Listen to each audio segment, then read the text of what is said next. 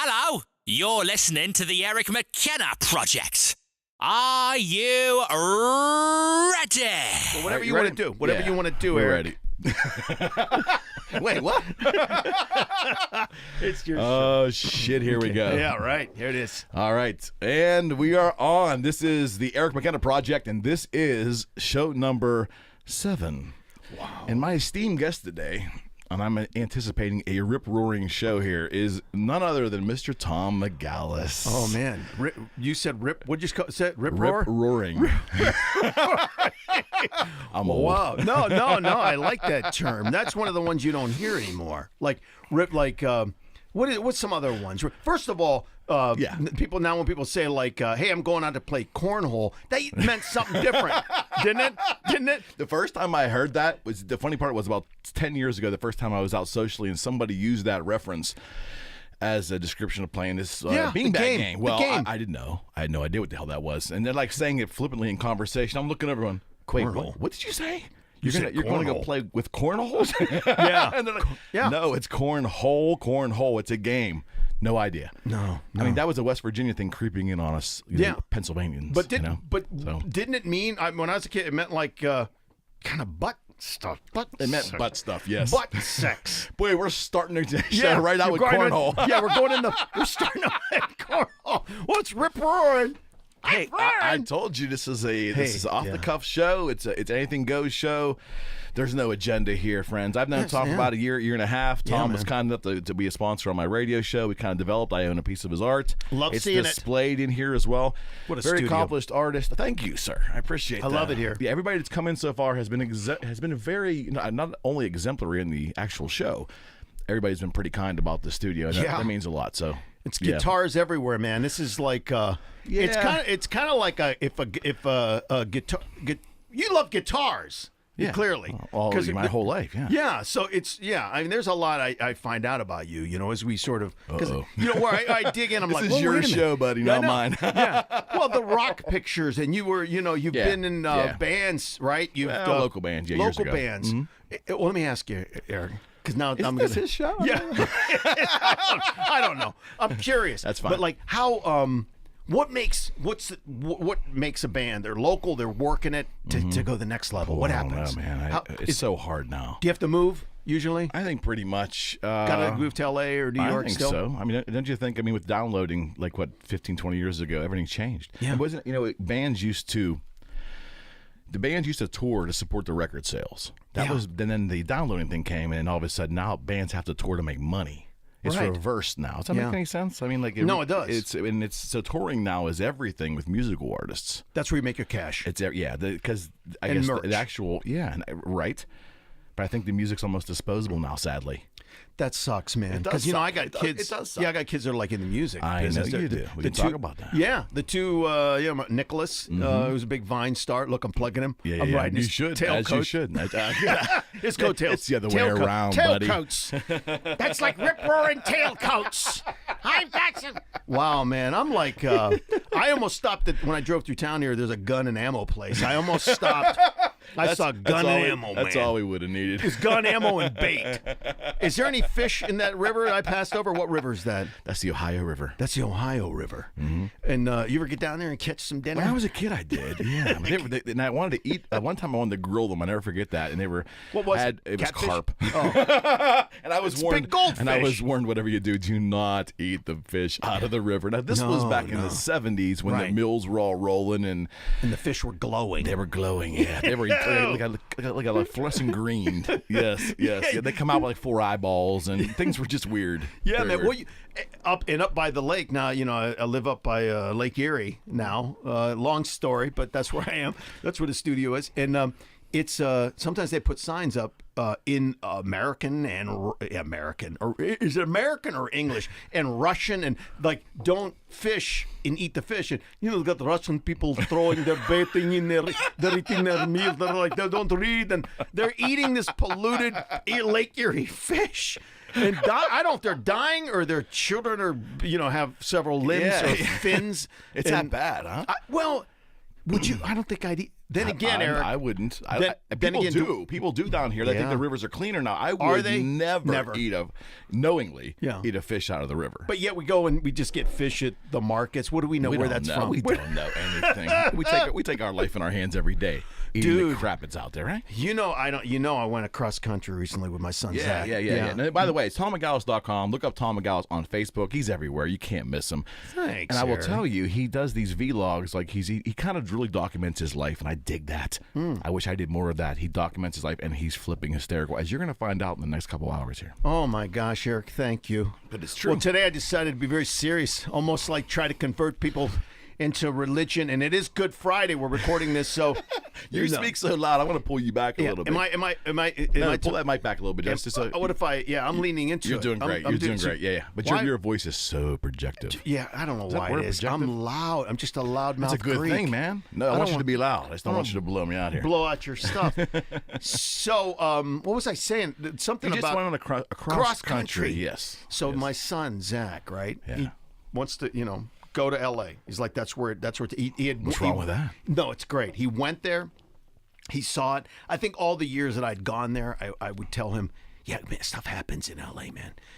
You all of a sudden you get there and you don't even know why things are happening. They happen. They just happen. They happen because people go, oh yeah, you say hi, and then you get a cup of coffee, and the next thing you're writing things happen. Yeah, you're writing a movie. It's happened to me. Right. Weird stuff. Yeah. And so he goes, that's where I'm going. So I'm driving. I'm leaving next week. Really? And I went, what? He goes, do you want to go with me? It was so fast. That trip wasn't planned out? Not much at all, man. Really? It was like I'm packing up my 03. He has a Camry. Yeah.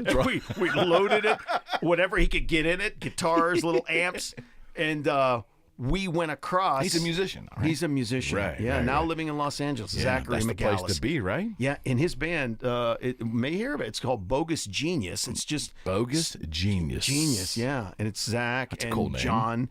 Alberti and these two guys starting his band. But what kind of is it? Rock? Is it eclectic? Is it alternative? What is it? What does even alternative mean anymore? What does it mean, man? It's kind of sometimes you hear shades of like some 80s stuff. He's really like into recording, like layering and doing like he's surprise, right? That's your thing. Well, right? yeah, I mean, it's like you'd layer a painting. Oh, he's busting some beers, more beers, guys. Can you hear it? It's like this is good for the Jamaican beer, this is baby. Good for the audio podcast. See, that was a pretty bad one. Your opener is huge, man. Yeah, you know why? Just a little story here. You want to hear this story real quick? Because Fred Koala told a lot of stories. My guitar tech friend when he was on, but we got here and the red stripe was delivered by the distributor, and we're looking down and they're not screw offs, so we can't find a. And it's like literally 10 o'clock at night. Yeah. Nothing's open. We go to a convenience store. Do you have a bottle opener?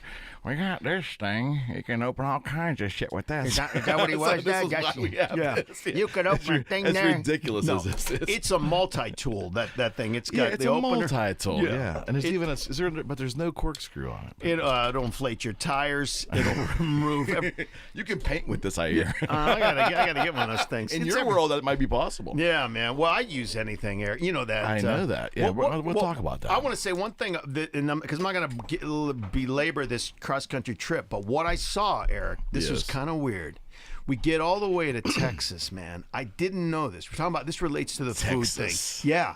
Amarillo. Yeah. So there's nothing, first of all, you go, I don't know if you've been on a cross-country trip from here to there, but it's like... Not through Texas. I've done the LA thing without going through Texas. You didn't go through like Oklahoma? Oklahoma I did. So you go through Oklahoma, and at one point it was like, Oklahoma, home of Garth Brooks. There's signs everywhere, and it was like, Garth Brooks Road up near Yucca, Oklahoma, or whatever. Right. And I go to a truck stop. I'm getting coffee. I'm in the bathroom, and it was like playing a song, like it was some kind of like air supply, not even country. And it said, air supply. Yeah. It was like... And it was like, you're listening to Garth Brooks Radio. It was he's on everywhere. Sirius XM, or was it I don't local? even know, man. It was like a Garth Brooks, like you're stuck in Garth Brooks sludge. Hell. Yeah. And I said to Zach, we gotta get the hell out of here. I'm getting Garth Brooks out. Now I know Garth Brooks. And we've already lived through that once already. Yeah, it's enough. It's enough, Eric. It's enough. So we get to Texas, and I look. This is what stands out. All the beautiful stuff I saw. This stands out. Right. We're driving, and I went, look at us, all those car parts, all that. There's the salvage yards. And Zach goes, look closer, Dad. Those cars have tails. And I looked, and it was cattle. Cow after cow in pens for miles. Wow. Like stuck. And it was like where they process. Basically, the cows walk from those pens into like. Would they smack them in the head or something first? Or one guy sitting there like, come over here. What a job, right? What a terrible job. I would come home with them his worst nightmares imaginable. Well, that's impossible. I thought. This is where the McDonald's. This is where the food comes. The fast food. You know, I don't want to slam McDonald's. They could be a sponsor. Please do. But you know, McDonald's will never sponsor this show. You don't think they will? Not now. I don't fucking want them. You don't want McDonald's. How about Chick-fil-A? Chick-fil-A. No, fast food. Just grease for me. Yeah. So that's what I thought. This beef is going to naturally go into those places. You know, because it's not the good stuff. Not where the cows are like out there in the other fields across the street where you see them go. They're massaging their legs out there for. Oh yeah, and they're like Cubby beef, right? Right. They're loving the cows. The cows like die peacefully. You know, they lure them into a bed of like, you know, I don't know how they die peacefully, but you know they let them live. They do. No, but they live a good life until they hit the last moment. And then it's like crazy. Good, you know, they whatever. 0232. They probably don't name them like Chucky or anything. And then they R232. R232. And then they come over and then they just probably. Oh, I hope not. I thought of that too, Eric. Beef tastes like lead. Yeah. But I thought it's pretty horrific though. It is horrific. Here's what I thought would be interesting way to go out is if you like Bonnie and Clyde.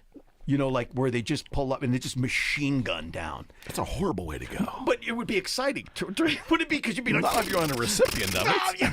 Because it would be. I can get that with a video game and then live. That is true. That is true. I'm not sure that's what. Do you think they saw that coming, Bonnie and Clyde? I don't know, man. They were both pretty ugly, though. Were they? Yeah, I saw photos of them. Bonnie I was and Clyde? expecting because the whole story is so romanced. Mm-hmm. Like, you know, Bonnie and Clyde. Clyde's debonair and Bonnie's just vivacious. I'm looking at that going, ooh. Really? That was them? What was the story with that? They were. They were heroes, man. Yeah, that wasn't the Woody Harrelson movie years ago. First, Natural Born Killers, like kind of based off of the story. Yeah, but more modernized. Is that right? Maybe. I haven't seen it in a long I don't time. know. That was a disturbing movie. But you know, nobody's romanticized like that now. Like you know, bank robbers. Why back then did they go? Hey, because they're heroes, man. You think media is disposable? Because I really want to get into this with you. Okay, is media disposable now? Huh? What do you mean? Everything's plastic. Everything's... So I kind of when we talked, Mia Tarducci was on this past Sunday. The artist, and she's a phenomenal guest. It was a great podcast. It's launching tonight, which days don't mean anything, right? No.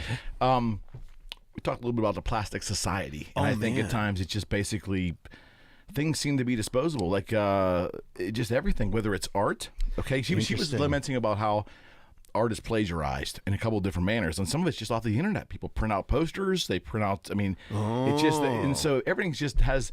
There's society's so quick, and it's almost like the generations that are coming up. Part of that generation may not really value artistic work on a monetary standpoint because everything has been given to them. Interesting. They share movies. They share, and the movie industry's trying to maintain their monetary, but the file sharing, everything's kind of just given to them, or they go take it. Yeah. Do you see? And I'm not criticizing. I'm saying that's what they were born with.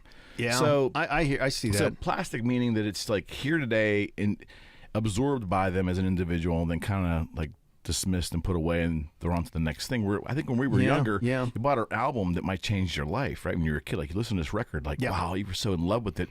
Every day you couldn't wait to hear it again. Yeah, I don't know how much that's going on anymore.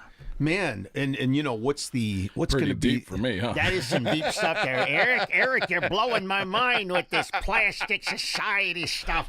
No, but listen, go. No, I get it, man. But where it hit me a little bit, because you know I've done a lot of film work. Oh, yeah, I directed a feature called Sunny Days, Youngstown Shakedown Part 2. I've watched it. It's so weird. I think. Well, it's all your stamp is all over that movie. But I think the middle of the story was missing. We lost part of our script. But anyway, that's another story. But I think that movie making it's so easy. Back in the day, it'd be like, back in the day, I'm talking like the 90s, where you had to go 80, where you had to use film. Not that old, no, we're not that old, but we've seen the change. Celluloid, right? Celluloid. I want to put you in pictures, Eric. You're going to be a big star in Hollywood. I've been promised that so often. Yeah. I'm still trying to do it myself. You could do it. You're doing it, man. Look, people that are watching this. this. I got to do it myself. How many people watch the podcast as opposed Millions. to they watch it more than they listen? I don't know. No, the listening is still more, but this is, and that's full disclosure. I say it every show when I get asked this question. The video is I did not want to do this audio only. I just wasn't going to do it. The optics, the video is everything to me. Joe Rogan proved that point blank by mistake almost.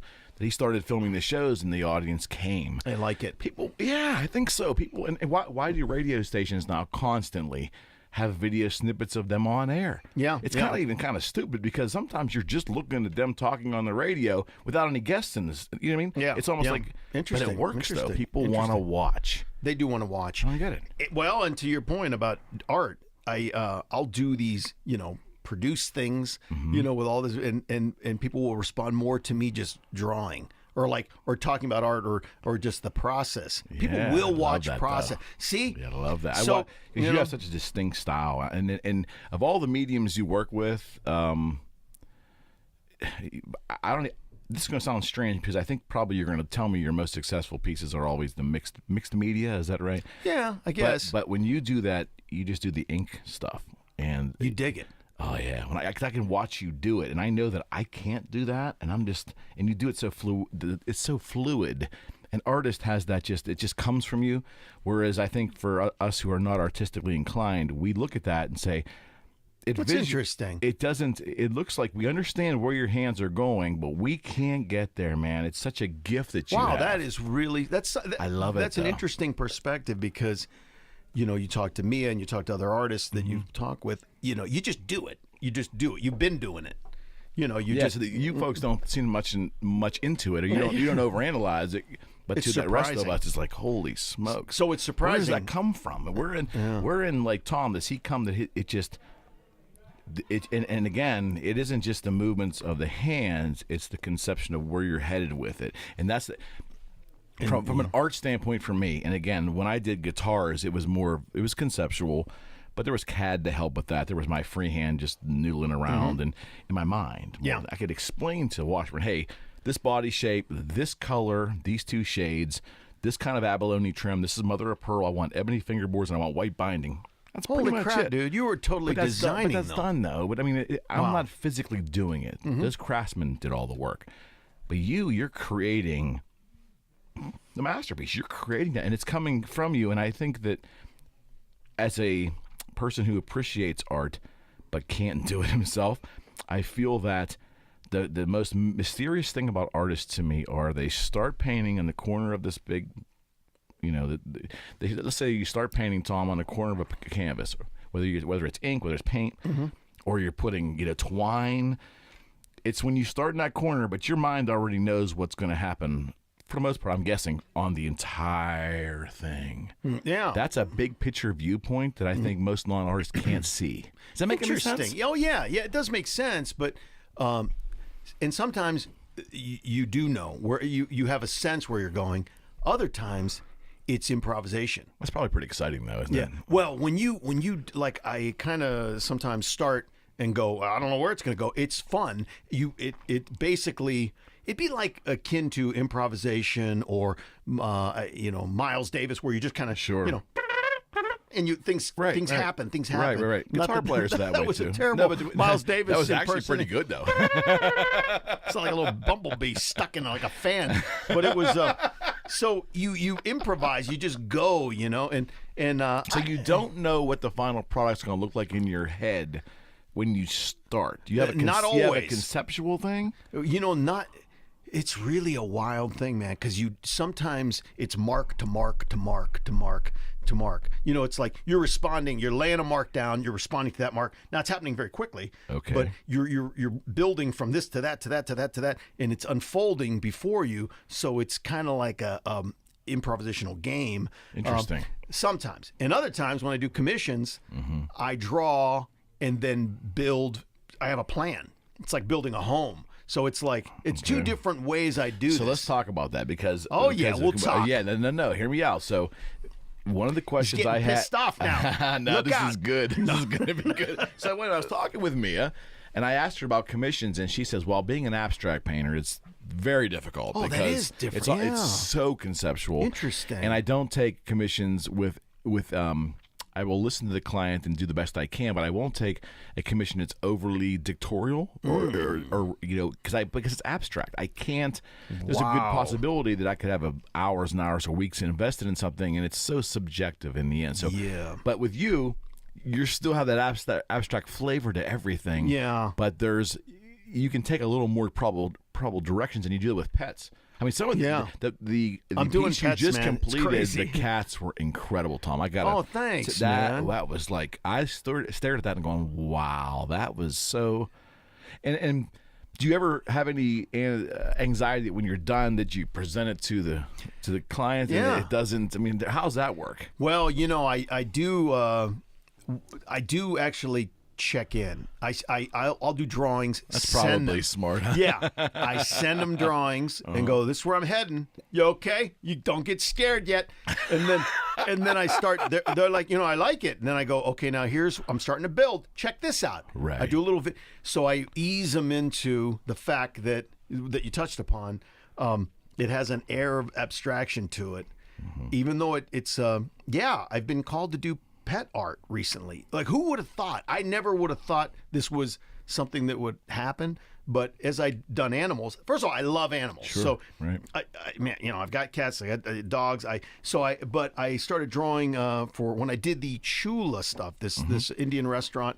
I did a tiger and an elephant. Oh my gosh, the tiger! That started the people going, "Hey, would you do my cat?" I go, yeah, sure, yeah. And but that's kind of an abstract tiger, kind of. But I got to kind of make it look like your cat, kind of. So I get pictures, a bunch, and I kind of start drawing and interpret as much as I can. Right. And I go, but there's going to be a little interpretation here. But that's the beauty of it. I mean, Yeah, if you're going if they're going to commission you, it's the style of your art. You have to allot for that. You got to give me the room, a little bit of room, Absolutely. because otherwise you're just executing. You need to have that element of fun in there, the element of improvisation, the element of something cool could happen. Otherwise, I mean, it sounds kind of silly, but if it's not fun, why are you doing it? Why are you doing it, man? Yeah. I love making money at art, and I'm really thankful. It's great. Sure. It's people are paying for it, and it's like, I had someone the other day go, it's weird. They came to buy an amp of all things I was selling of my son who left there, and get out of the way. Yeah. It's like, I said, I'm selling it, man. If it's staying at the house, I'm selling it. So. And they said, it probably wasn't a good one. No, he took the good stuff with him. I'm sure. I think he took his Fender stuff. But right on. It's right on. And they said, they knew my stuff. They went, so this is what you do, or you're a full-time artist? And I go, surprised by that? Yeah. And they're like, oh man, that's amazing. And I thought, wow, I get. So I don't take that for granted. That I'm having fun doing what I want to do, and I'm getting paid to do whether it's animals or these other commissions. And I get commissions. I just dropped that cat thing off yesterday, and it was cool to kind of.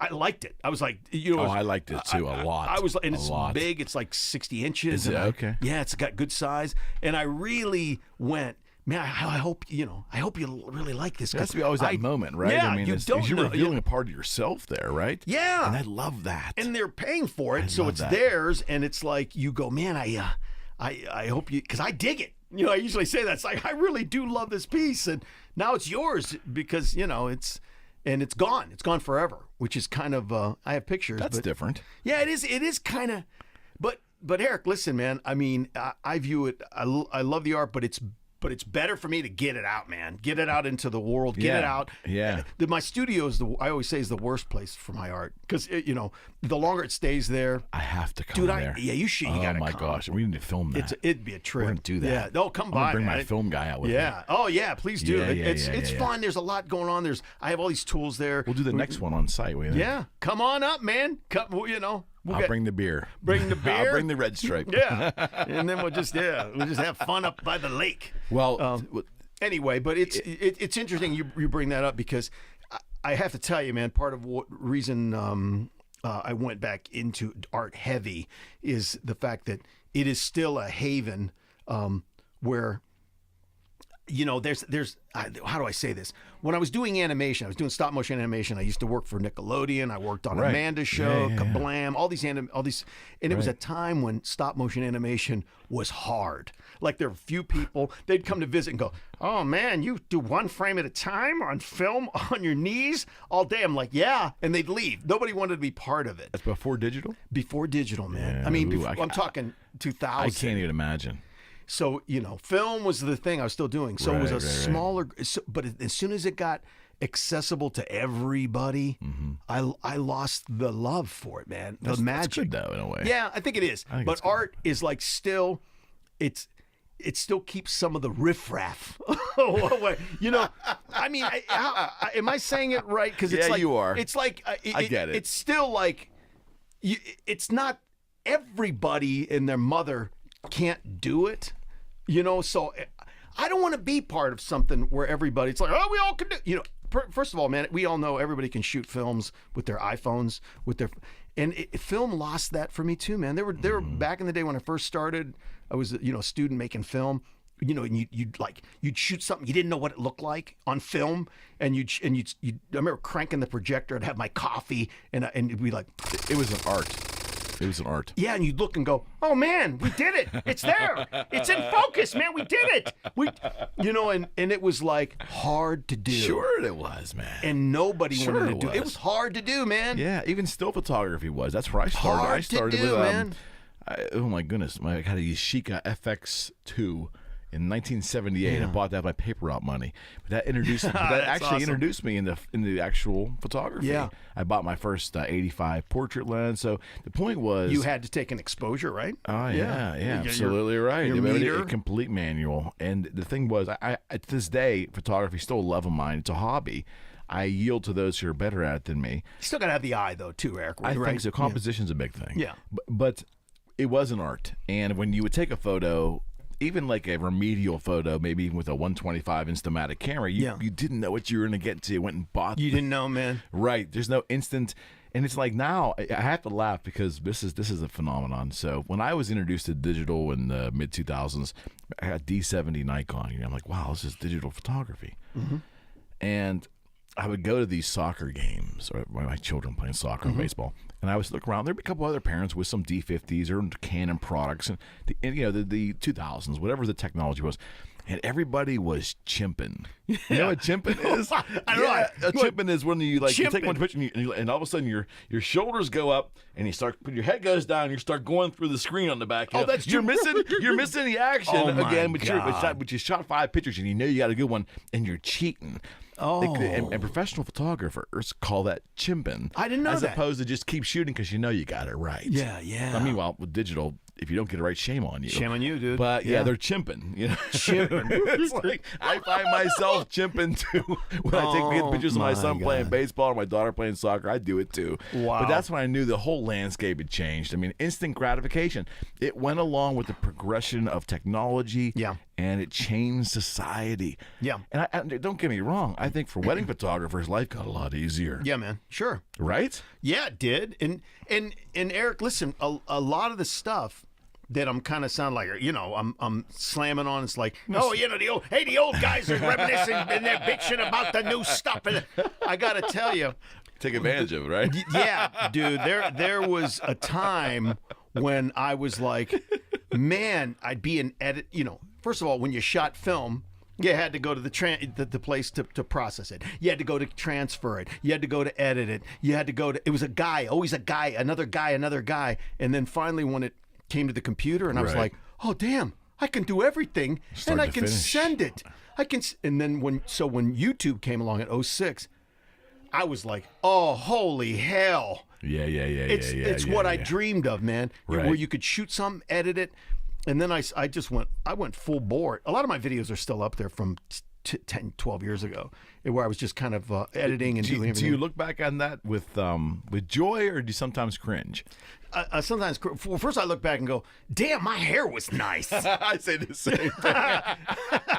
I say, man, now I what the hell happened? Yeah, dude, we both say, it's like, damn, I had nice hair. Man. Wow. That was some nice. Yeah, we all say that, right? It's just terrible. But it's okay. Hey, man. God's got it. It's a good joke, right? He's got to be laughing his ass off. I don't know, man. Listen, you look great. Shaved. I buzzed my hair down. It looks. Come on. Would you distinguished now? Would you really want all that big, like crazy big hair? Fucking right. All right.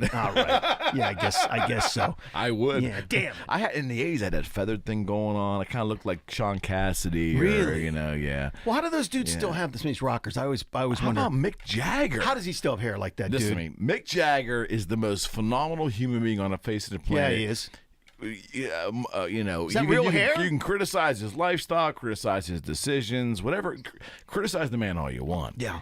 He still is one of the most recognizable faces on the planet. Yeah, and he he has the greatest hair in the history of mankind. Is it for real? It's for real. So you can pull it and go, It's no, all right. It's I mean, how can that possibly be? I don't know. But even if you go back even like 20 years ago when he was like 55, Yeah, he still had hair like a 30-year-old guy. Yeah. It was crazy. Must be some kind of it's an English thing. They all kind of keep their hair in England. I don't get it, man. They all have the teeth go bad. The but teeth go bad, but the hair stays. There's Johnny Rotten, right? Yeah, I mean, Johnny same Rotten. thing, He's got the spiky hair. Love that guy. But Love that guy. yeah, I don't even look at the old videos. I don't. It's just like it's up there. I don't even look at them. But it does. It put technology. Does it feel dated? Yeah, that fast editing style I was doing, I thought, yeah, damn, nobody's doing this, and then everybody did it, so Yeah. it looks like all that cutting, fast cutting stuff. But I got to tell you that when I started doing that, it ushered in a ton of video work I got doing on camera, fast cutting editing. I turned it into a business at the time. Absolutely. So it was like. So you got to do that, Eric. I think for if artists are listening to this or creative people, you have to find a way. I mean, this may sound like sort of counterintuitive to the creative brain, but you're a businessman. You at some point you've got to go. Do I want to do this as a hobby? Yeah. Or do I want to really turn this into what I do all the time? I remember that moment. Because if you're doing it like. I'm going to work a job I hate, and I'm going to do art on the side. Who has the energy for that forever, man? You don't. Because I got to tell you, here's the other side of it. The more you do and the deeper you get in, and the more you do art every day, every second. It becomes obsessive, right? It becomes obsessive, and you get better. If you do it like, I'm gonna kind of tune in, tune out, tune in, tune out, you just never go deep. If you don't go deep, you don't get better. You think that's the way with most? I mean, I'm a realtor, right? That's my day job. I'm a realtor. Yeah. I love it. I found that second. I had that midlife change, and I found that second change for me, and it worked. I love it. But I will tell you, one of the struggles I have as a realtor is dealing sometimes with part-time agents, and they're good people. It's not a personal God bless thing. them. God It's not bless a them. personal thing. It's just that their attention span is not on the realtor or the real estate portion of their life because they have other pulls. And I get that. Yeah. But it really mucks up the whole works at times. You say part-timers. They just tune in a little bit. Yeah, go they'll on. be an agent. I'm selling real estate on the side. As soon as you hear that, folks, run. They're not in deep, man. And their intentions could be good, but they don't understand that this is a full-time gig. And I think to be a great artist, you have to be so Immersed, absorbed. man. You gotta be immersed. Immersed is the word. You got to be immersed, man. And if you're not, if you're not going in deep, because it happens to me sometimes as well when I'm kind of in the studio and I'm like surface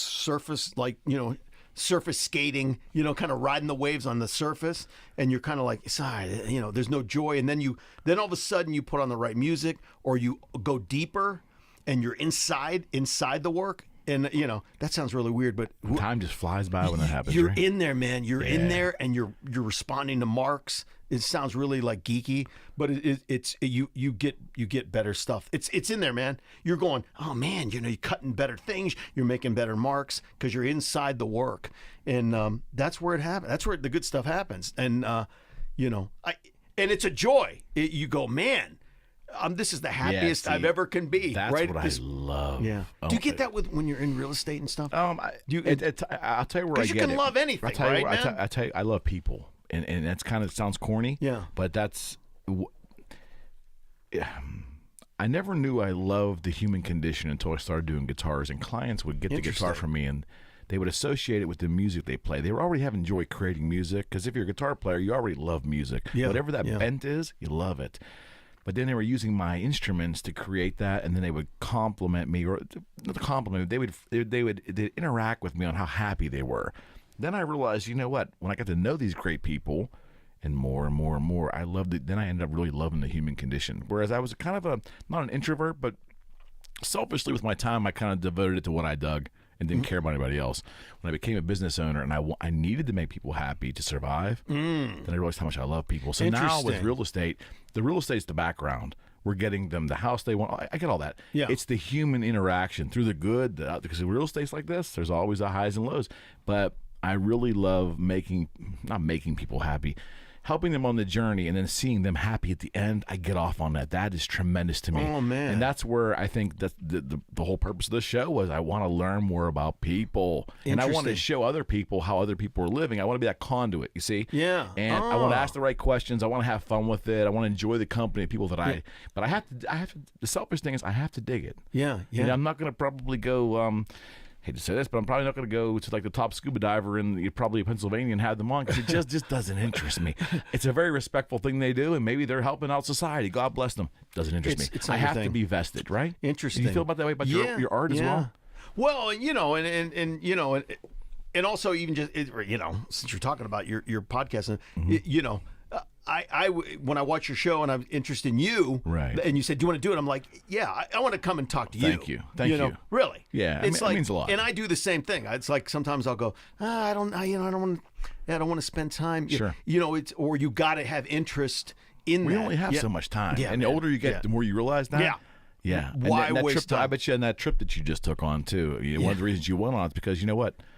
Yeah. Why put it off? Why it's an put it opportunity. off? I'm going to take advantage of it, right? And go cross country with my son. I got to tell you, how cool is that? It opened up. It was, dude. I don't know if you've ever been to New Mexico. I have been to Cimarron, New Mexico. Did you ever go down to like Roswell, south of Santa Fe? So I saw your photos, and I am the biggest alien geek on the planet. Holy crap, dude! Shit, you were down. Did you get down to Roswell? No, I probably believe a lot of things. If people think of me, and if I was to say what I actually believe in regards to like alien stuff, you would laugh your rear end off. But I'm kind of your biggest alien geek imaginable. I've seen every documentary, and even astronomy and space and parallel dimensions. I love that stuff, man. Oh, and man. I'm not mathematically inclined. I'm not science inclined, but that stuff I dig. That is cool. Well, you know, you felt it. It was fun. It was goofy fun too. It's you goofy, know? yeah. It was goofy fun. But we were down. The pictures were hysterical. What's that? The pictures you took were hysterical. And then one of the things that was just kind of blew my mind was we were driving up from in the desert. It was getting dark. And the desert is black. Yeah. It's dark. I love that, though. It's so cool. And we're driving from Roswell up to Santa Fe, and my son Zach goes, "Oh, man, look at the stars, Dad. Look at these stars." And I went, "Come on, what? Come on." And I go, "Let's get out of this desert. Let's get to Santa Fe." And you know, at that moment, there's like wisps of like the frost that's going over the windows. And, I looked out the window and I went, "Oh, man." And we stopped. And you would never see that here. Never, man. No, it was the clarity. The clarity and the closeness. And they were going, for the people watching video, they could see what he's trying to say they were flickering. They were flickering, yeah. They were flickering. And it was like the star show. And you went, man, you know, and as corny as it seems, I went, man, we are just nothing down here. We're just tiny little things. Exactly. Tiny little things on wheels going across the desert. So it humbled you, and you went, you know, man, I don't know. I love the desert. That's the bottom line. I went, I just got to get back here. I got to see humidity. this. I love heat when there's no humidity. I can tolerate even it. 120. I can tolerate it. Yeah, as long as I'm not getting burned. Yeah, but it was fun, man. And Salt Flats, I spent time out there. Flats. Yeah, I spent time about a couple decades ago out there for racing. I don't know what kind of racing it was, but I got burned pretty bad out there. But I like the fact the salt in Utah. Yeah, is that what no, I thought the Salt Flats were in. I don't even know. I thought they were in Nevada. I can't remember. I'm geographically but an idiot. But then I would go in these speedboat races. I'd fly out with my buddy, and I think I was in Arizona. And it was just crazy, you know. So you're on this like flat, calm, perfectly calm lake, man, right? Yeah, crazy, dude. And you know, And as I was out there, I thought, man, if I was out here, I'd have a motorcycle. I'd have just to feel this out. The Southwest. The Southwest is cool, man. I don't know, but so it isn't you though. Did you realize after a while it's good to visit, but like when you step back with that, could you imagine yourself really being immersed there? Was it tempting? Well, the kids are out west, and Right. we've been talking about and thinking about, but it's like. I dig some of the decay of cities as well. I used you'll to see a lot of it out there. Yeah, well, and I used to love it in Pittsburgh's cleaned up, man, recently. know. But it used to have some nasty, decay in the strip. Yeah, that's where all the heavy metal videos were filmed in the 80s. Yeah, it's like let's just go down down the strip district and broken down buildings, graffiti, broken glass. Yeah, it old was- car parts laying around. Right? It was Old really steel mills. cool back. That was the '80s, man, when people went. Now everything's nice and proper. It's all proper.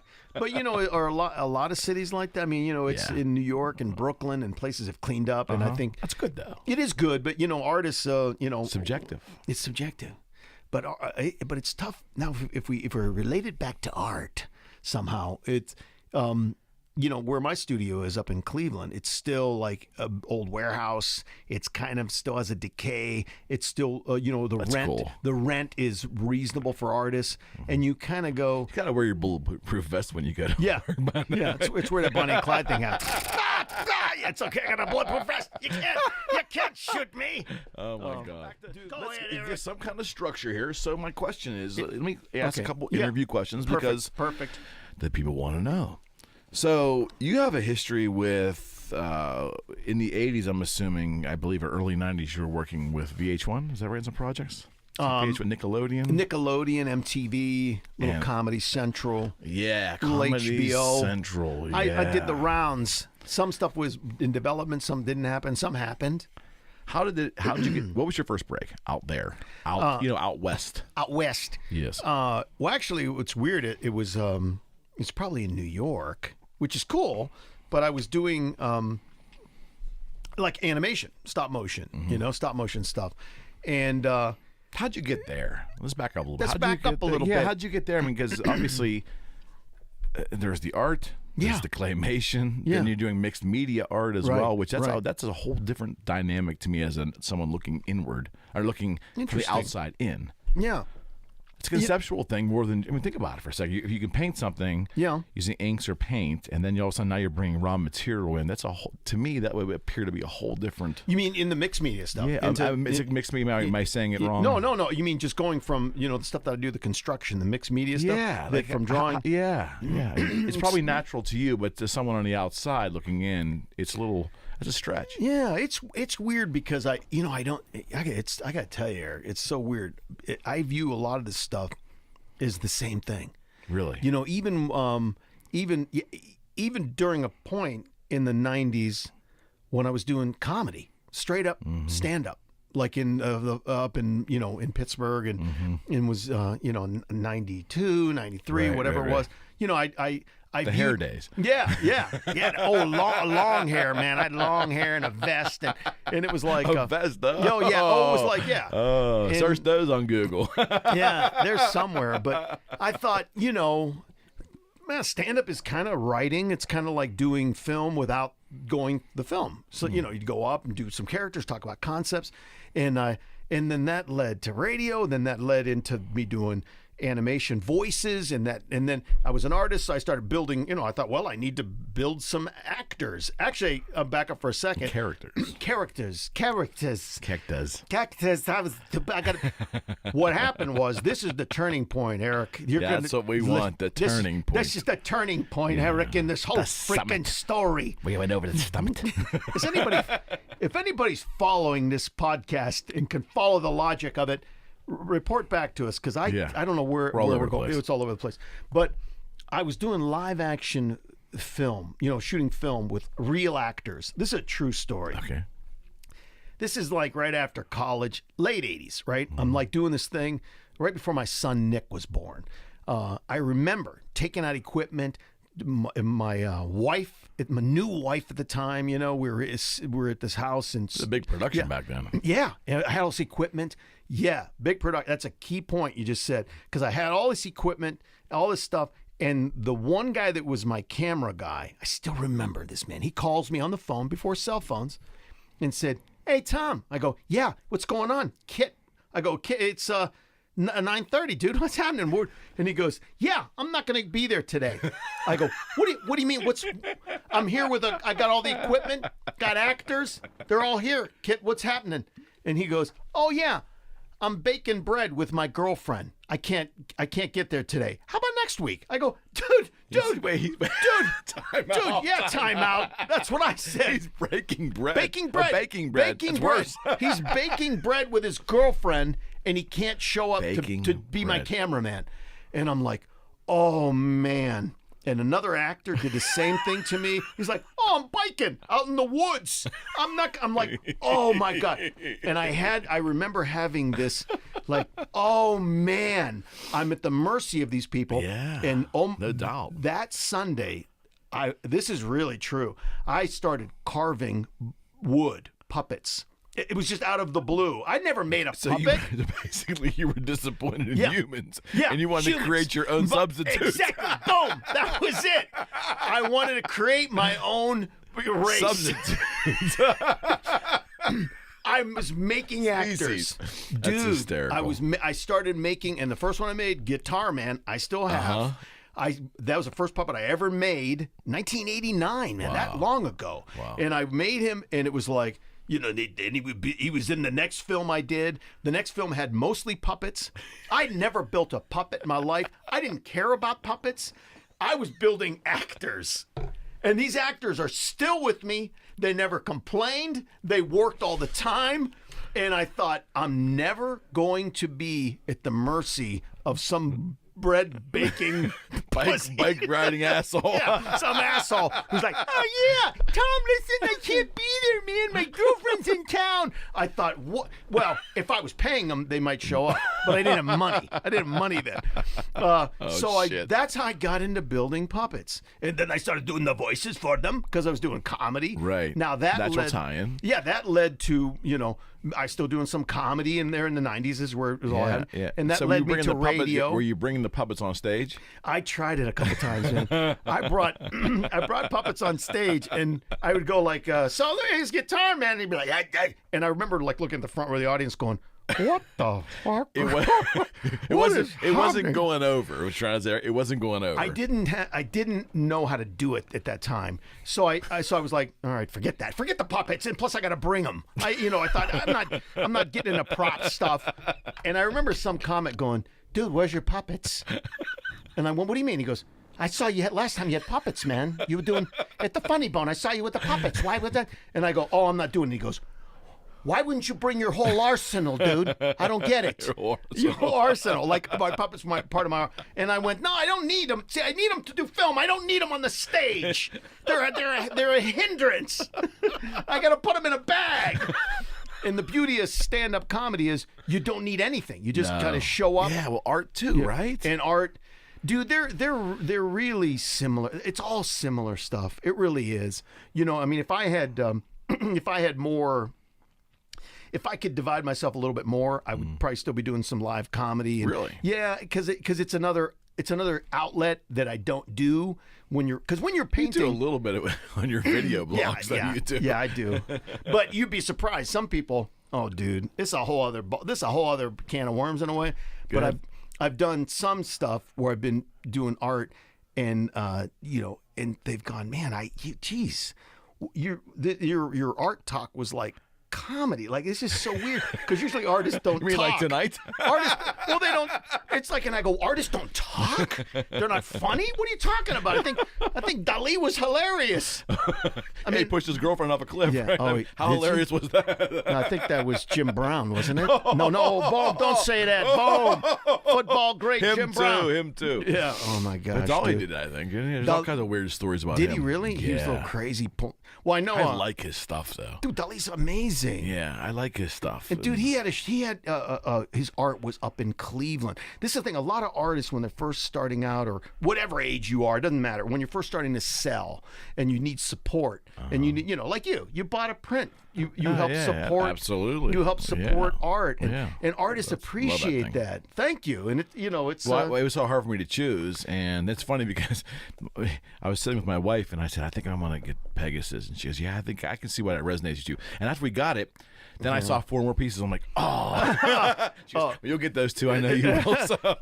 That's awesome. But Dali had support through a couple in Cleveland that started collecting because he needed the money, needed support, needed like all artists when you're first trying to get going, and they bought work. They supported him so much that they had a gallery up in Cleveland, in Beechwood, Ohio, of a ton of his work. And they called it the Dali Museum in Cleveland, in Beechwood. I did not know that. Yeah, and then at some point, and Dali, shows up in Cleveland, when I give him French accent. Dali shows up in Cleveland, he's like, and croissant. Yeah, croissant. Wait, no, that's French. He was Spanish. I'm joking with you. So Dali, did he talk like this? I don't know if he talked like this. Dali. I don't know, man. But he, and they had all this work, dude, and they said, hey, we've got a museum filled here in Cleveland. Cleveland Museum, at least this is how I hear it. Somebody's going to hear this and go, that's wrong, man. But this is how I heard it, is that Cleveland Museum of Art didn't want the work. Wow. And they said, put an ad out in the paper or whatever paper, Wall Street Journal or something, and said, we'll give, the work can be yours if you build a building, construct a building specifically for That's what happened in Florida? That's what happened in St. Peter. That's where I've been, Boom, done. Nice. And now but all that work was in Cleveland. Imagine that. Wow. It was collected by people that were supporting this artist. Cleveland blows it again. Cleveland blows it again, man. Even though I got to tell you, up in Cleveland, the Cleveland Browns are gearing up. Here we go. Here it goes, man. I know you don't want to hear it. I don't care. No. I'm a baseball fan. You don't want to I hear like it. the Indians. Do you? Yeah. But it's, no, Cleveland Browns have sucked for years. Come on. I know. But now, the time has come. Something straightens out up there. How can you be bad forever, dude? At some point. Pirates were for 22 years. Oh, that's true. Yeah, that's true. Bad. Not even a winning season in 20-some years. Yeah. Well, so, But anyway, it's weird because you played sports? What'd you play? Baseball. You're baseball. Mm-hmm. So I played some football and I liked playing, but as soon as it's over, I don't watch sports that much. Yeah, I watch it less and less. You watch golf? No. Tiger, man, that was the story. Yeah, I paid attention to that, but am I a golf fan? Golf with me is one of these things where I don't know about how you feel about it, but when I would go out, it was usually because my friends would push me out. Yeah. Now I wasn't exceptionally bad at it, but it was about a third or fourth hole. The friends that I ran around with had a case of beer hitting on the cart. So about a third or fourth hole, invariably it's 95 degrees. I've got 6 beers down, and I'm miserable when I want to wrap my stick around a tree. Yeah. So I'm done. You're done. So why even go out, right? Yeah. Wow. But I can appreciate anything. I don't. But I will tell you, the identity, and you've lived both in Pittsburgh, right? For a while, and you lived out in Cleveland, so you can see the dichotomy between the two. The cities are kind of alike, right? Yeah, there's some similarities. Yeah, there's some differences too. Like what? It borders. Cleveland starts to hug that Midwest. Okay, and but hardworking people, right? Serious people. Cleveland's been beat down for so long that some people are like, we suck. And since I've been there, I'm like, dude, come on, you don't suck. This is a cool town. It is a cool town. You go just to hang out. It's a great town. The flats were always, for decades, were a great place to go. And you're a music guy, look at the bands that have come out of that area and the music that's generated, man, from Rock and Roll Hall of Fame's there. And just even the guys like Devo, Trent Reznor, these people that came through there, the James Gang, they're on and on and on. And when I was doing some radio up in Cleveland, I was on MMS for a short while, the Buzzard, 100.7, the Buzzard. So I was on. You haven't forgotten how to do that. No, yeah, I don't even know if I was doing that, but we had a good time there for a while. And I remember interviewing Jimmy Zero from the Dead Boys. Yeah. And I was like, damn, this is history. This is it. You guys were at CBG. I just loved it, and I took some shit for that. The program director was like, "No one cares about an old rock star. I go, I do. This is history, dude. This is history. Want to talk to this guy? He was up at CBGB's Cleveland. Yeah. You know, Cheetah Chrome. These not Cheetah Chrome. What was the guy's name? The lead singer. Whatever. Stiv Bators. I haven't heard that name in a long time, man. These guys are all Cleveland guys, so there was, there was just a lot of, and also let's back up a little bit. Not that I'm, pimping Cleveland here, but I knew some of the history of a lot of bands launched, and they said, if we can launch from Cleveland, we got it. We're talking about Springsteen. We're talking about, I was gonna say Mott the Hoople, but some of the bands that were Mott the Hoople. I haven't heard that either. In a while. It's who are the guys, like Cleveland Rocks, Cleveland Rocks. Drew Carey brought that back. Yeah, right? But that was because they were like they were the Rock and Roll Hall of Fame. I think was what year did that go in? Like late 90s. 1922. It was April of 22.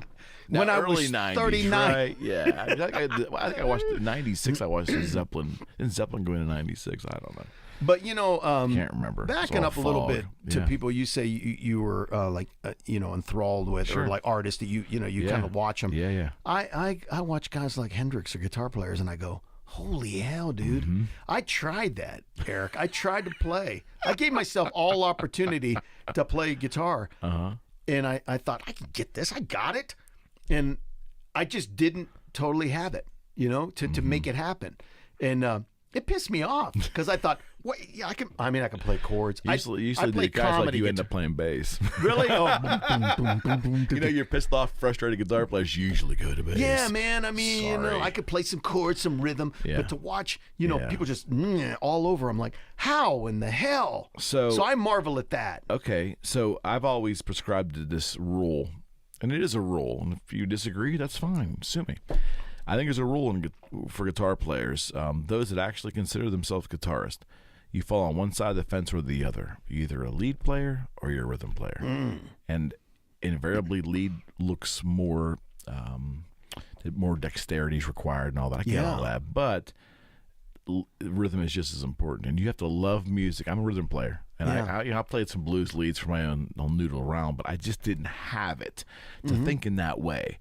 But I love the power of the rhythm guitar, and I think that's just I like Keith. It did start with Keith Richards and Keith and Pete Townsend for me when I was a child. And then when I with Paul Stanley of Kiss, these big powerful chords, and he's a rhythm guy. Yeah, I always associated more with the rhythm players than the leads. The leads were, and as the '80s came, as you know, it just became faster and faster, like an angry Eddie Van Halen, like an angry bee. You wanted to shoot it. It put it out of its misery. But that was again just me. I can respect all that stuff. But I think when it comes to musicians, when it comes to guitar players, you either fall on one side of the fence or the other. You may straddle the fence a while, but you're leaning one side or the other. Did Jimmy do both in a way? Hendrix? Yeah. What'd you think about him, Eric? You're a guitar player. You're a guitar guy. I mean, I'm an outsider in a way. And Hendrix. So you weren't totally blown. Hendrix or Page? Hendrix didn't do much for me, but I missed it. See, I was a little bit too young. Yeah. And then I couldn't go back. By the time Black Sabbath and Zeppelin came into my sphere, as probably as comical as this is, as probably like a 7-year-old kid, 8-year-old kid. Yeah. That was so heavy that anything that came before that, including the Stones, the Beatles, and even some of the Hendrix stuff being a little thinner sounding, it didn't resonate with me. Yeah. So I had to go back and appreciate that years later when I was a more well thought out person. Yeah. But as a player though, mind numbing to me. I can't relate to it. My mind doesn't think that way. Does it make any sense? I understand chordal patterns and chords, but when it comes to the Hungarian minor mode on for soloing, I'm lost on that. Interesting, man. Yeah. I don't know. The music world is what is it? Isn't the old cliche that I don't know if it's a cliche, but you hear it a lot where comics want to be musicians. Musicians want to be comedians. Comedians want to be artists. It's like this old, you always look at the other side and go, that's, yeah, I am an artist. I can be, because you'll see comics painting. It's the human condition. Yeah. We always want what we can't do. We don't appreciate what we actually can do. We get either bored with it or we don't appreciate it. Well, isn't that weird, man? Yeah. But I look at music going, even my son Zach and Nick, I go, man, how did you put this together? How did you? It's impressive, isn't it? You kind of look at it and go, it's like painting. It's kind of like layering. And then people will look at art and go, how did you do it? And you just do it. You just do it. I don't know. There's no explanation. No, you just do it. You action. It's all. Isn't it about action? Take action. Take action. What is it? Action, and the answers will reveal themselves. Right. That's right. That's life. Don't ponder. Just do. Yeah, and that's that's for anything. Right. And so many people are sitting on their hands out of fear. Oh man. Half people don't even know what they can accomplish because they don't take that first step. The fear of failure, man, or the fear of someone else's opinion of them. Oh, dude. Right. That is one of the worst things. And if art in general. I mean, all of you have faced that. Did you ever do galley shows? Was your art ever like in galleys where you would go and like you would drink the fancy wine and sit there and listen to other people's opinion of your work? I've done some gallery stuff, and then I've done and I continue to do some. I don't actively pursue a lot of galleries. I mean, I know that it's important, and at some point, Is it? I don't know. Well, that's a good point. I mean, I'm selling it's the work. interwebs now, right? I'm selling work. Right. I have clients. I have collectors. I have followers. Right. So it's like, do I need to be? Listen, I'll tell you. I was just out in Santa Fe. Okay. And I visited a couple galleries, and I was walking up and down that canyon road there. People that have been to Santa Fe know what this is. It's all the galleries are there. And I thought, well, I'm with my son Zach, and I went, there's a couple galleries. I thought, I looked at a couple. I thought my work could fit here. I'm going to go in and I went in. I talked to this woman, and I thought, well, she's a gal. She says, hi, how are you? Good morning. Beautiful morning. I go, yeah, it is. It really is. I got to get some coffee. Sure. And I said, hey, I got right to it, Eric. I said, listen, I'm an artist. I could see her kind of go, like, here it is. He's not buying anything. Here it is Here's again. the spiel. Yeah. And I thought, there's no way to get into this. I'm just going to jump in and do it. Yeah, I said, listen, I'm an artist. I said, are you open to looking at a new artist? And she said, no. And I went, I was like, what? I go, really? I go, never. And she actually said, never. I go, and this is what I did. I go, wow. I go, really? I go, you don't even, do you say that without looking at people's work? And she said, well, I mean, it's 9:30. You're like the third person that's come in today. And I thought, dude, I wouldn't even want to be part of this. Yeah, that's the ugly part of it. It was so ugly. Yep. And I walked out, and my son Zach got upset. He goes, she said that? I go, yeah. Anyway, I went to a couple other galleries, and a couple people were nicer. But for the most part, I thought, wow, what a snobby, elitist, weird, and that's the weird stuff you don't want as an artist. You don't want the public thinking that stuff. Too bad. About the industry, right? It really is. If an artist is intimidated to go into a gallery, think about that. Yeah, man, I honestly would love. I don't know where this is going to be. I'm planning to do it at some point. This is like a real estate thing. Yeah. I want to set up a shop which has like a gallery and a studio in the back, but the gallery's like kind of salon style. Stuff's packed around. It's me there hanging out, very accessible because I am. It's like I'm not going to say, hey. You're very accessible. Yeah, it's like, come on in, dude. Check it out. It's got some art. It's like where anybody can walk in.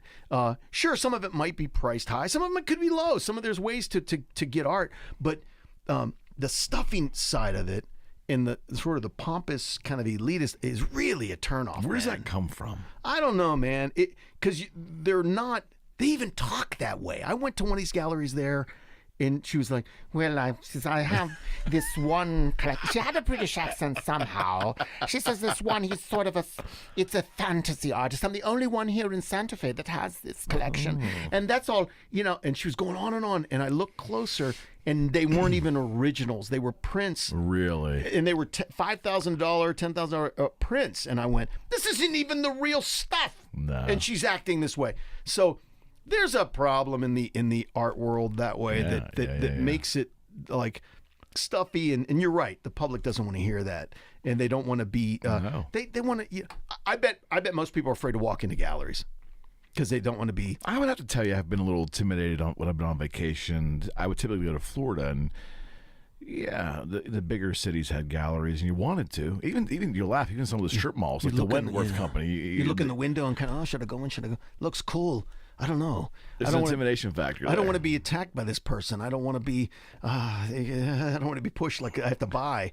I don't know, man. So one of my things is, this Megalis studio at some point, where I'm not sure where it's going to be, but you just got to do it. I got to do it. Yeah, and it isn't. You're right. It'll erase that fear. We all have it, but fear does stop you sometimes, and you got to say, man, you got one life, man. Just do it. Whatever you think, just do it. Who cares what someone thinks? Who cares if they laugh at you? Who cares if they call you stupid, fat, ugly, dumb? We oftentimes don't figure that out till we're older, though. Yeah. It's just, if I could get my children to understand that in the end, to have the stones to go out there and just do whatever the hell you want in your 20s. Yeah. Don't hurt anybody. Don't hurt yourself. Exactly. But just do something. Take the chances. Take the chance. Yeah. But you're doing it now. Look, you open this this thing. I think I've been doing it for decades, but I think I had that fear. The grip of fear was strong in me when I was younger. Yeah. Yeah, I don't know where. Sadly for me, I'll share it with you. I lost my brother in '96, and I look back to that date though. Oh man, I look back to that date though. No, that's tough. It is, but the point was, I think my fear tended to subside after that. The fragility of life, is that the right word? Fragility? Because he was a young man. Yeah. So my point was, I was going to start living and start doing the things I wanted to do. And I think that things kind of changed. Things kind of opened up for me then. Yeah. Does that make any sense? Yeah, and that's been a good run. That's been a good run. I'm still going. Yeah. And God willing, I'm still kicking along here. And you don't ever have to stop. I mean, it's not too early to start. It's not too late to begin. It's like you've got to do the stuff you want to do. And sometimes the internet is brutal, because people will say, like, well, the critics are everywhere. They're immediate. Yeah, they're immediate. You can't internalize it. Back in the day, think about it, back in the day when if you were doing something, you were performing, they had to write a letter. It had to go to MGM in a bag, and then like eventually it's like, excuse me, Mr. Gable, I've got a letter here from Marjorie in Niles, Ohio. It's like, okay, you suck. You suck. And what does this broad know? I'm an actor. I'm the great actor. And they didn't tell Clark Gable there was hundreds of those letters back in. Right. Your ears are big. You're an idiot. You have no business kissing Marilyn Monroe. You're twice her age. See, that's real inside stuff. That's like Giant or something. Wasn't she in that? Yeah. She was way too young. Giant. It wasn't. That was her last film. Who was else in that movie? James Dean was in the movie. Wasn't he? Jimmy Dean, the sausage guy. No. Give me some Jimmy Dean sausage. So while there's more critics on the web, there's also more opportunities for clients on the web. Yes, there are. And there's more opportunities to build your business. The guitar business we were internet only. We did not have we had an office. Washburn? No. Boogie Street. Boogie Street. Okay. My dealership with Washburn, the exclusive dealership, was internet only. So while we were big, we did no in-state business. The PA didn't want that. We were web everything. We were going to live or die by the internet, and I luckily guessed right that the internet wasn't going to be a thing and then go away. Yeah. It just kept going. It's really, really, it's heinous and it's amazing. Right. it's brutal and it's just, how do I say it's beautifully tragic. I mean, beautifully tragic. Think though, we have access now to everybody, and that never used to be. Hollywood used to be like, you have to come to Hollywood, and then we'll access the audience for you. We'll put you in this little movie. No, don't talk to them. Don't talk to them. Don't look to the side. That's an audience. That's an audience member. Don't talk. Don't shut your mouth. Close your eyes. You're our actor. Now we'll access the audience, and we'll pay you. Now it's like you have access, dude, to everybody. Right. The audience, your clients. It's amazing. It is amazing. It is amazing, and I think that I celebrate it and try to. I get people, will slam on. I did a video the other day, and a guy goes, "You're annoying as hell." That's what it was. And I read it, and I went, "All right, somebody say something good here." And he's like, "You're annoying as hell." And I went, "Oh, yeah, I guess I am. This video's annoying. Maybe it's not that funny. Maybe it's annoying." And I thought, I told my wife then. She goes, "Well, yeah, you do annoy some people. That's what you do. You some people you gotta revel in that. Well, they like you, but some people you probably annoy." And I went, "I guess I do. I certainly do. Who?" Yes, but that's part of it. I don't know. What are you gonna stop? Yeah, because I'm a big mouth. I say things. I do. So of course you're gonna annoy people because some people just don't. Let's be honest. They're quiet. They don't. Oh, he's too loud. Shut. What is that guy doing? And even my art could annoy people. It's like it's too abstract. It's too bold. Whatever it is. And so I get it. But who cares? Find your people. Absolutely. Find your people. And I think, I've said this almost every podcast. We've had discussions about society, and I think a portion of our society, to reference the Pink Floyd song, is living in quiet desperation. Yeah. And they lash out at others who they perceive to be having these either exciting or more engaged or more dynamic life than themselves. It's a shame. And they're probably good people. Yeah. They're just frustrated and sometimes miserable, and they take it out on strangers because guess what? The keyboard's easy and safe, right? Yeah, it is. Right? So they just do it. Yeah. But you got to keep going, brothers. I don't need that kind of negativity in my life. No. And that don't need it. No, you don't, man. Oh man, it's funny that really. No. But the more successful you are, the more critics you will have, and that's where. You just accumulate all these, and I've had on a few occasions I've had the ability to speak frankly with some accomplished musicians. They'll kind of say the same thing, like Paul Stanley would say to anyone, me included, anyone who was in his audience when the conversation would come up about success, and he'd say that house I just built in on what drive was that? Mulholland Drive. Oh, Mulholland up in L.A. It's like, that's the house that Bad Reviews built. Wow, it's powerful. It's powerful, right? I love that. Right? I love that. Yeah, I got to give it to Kiss though, man. And I haven't. I admire them, and I actually I have liked some of their music. Here's what I love about them the most, and as I've gotten older.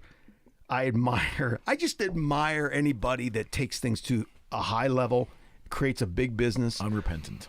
Unrepentant? Yeah. They don't give a shit. They don't give a shit, man. And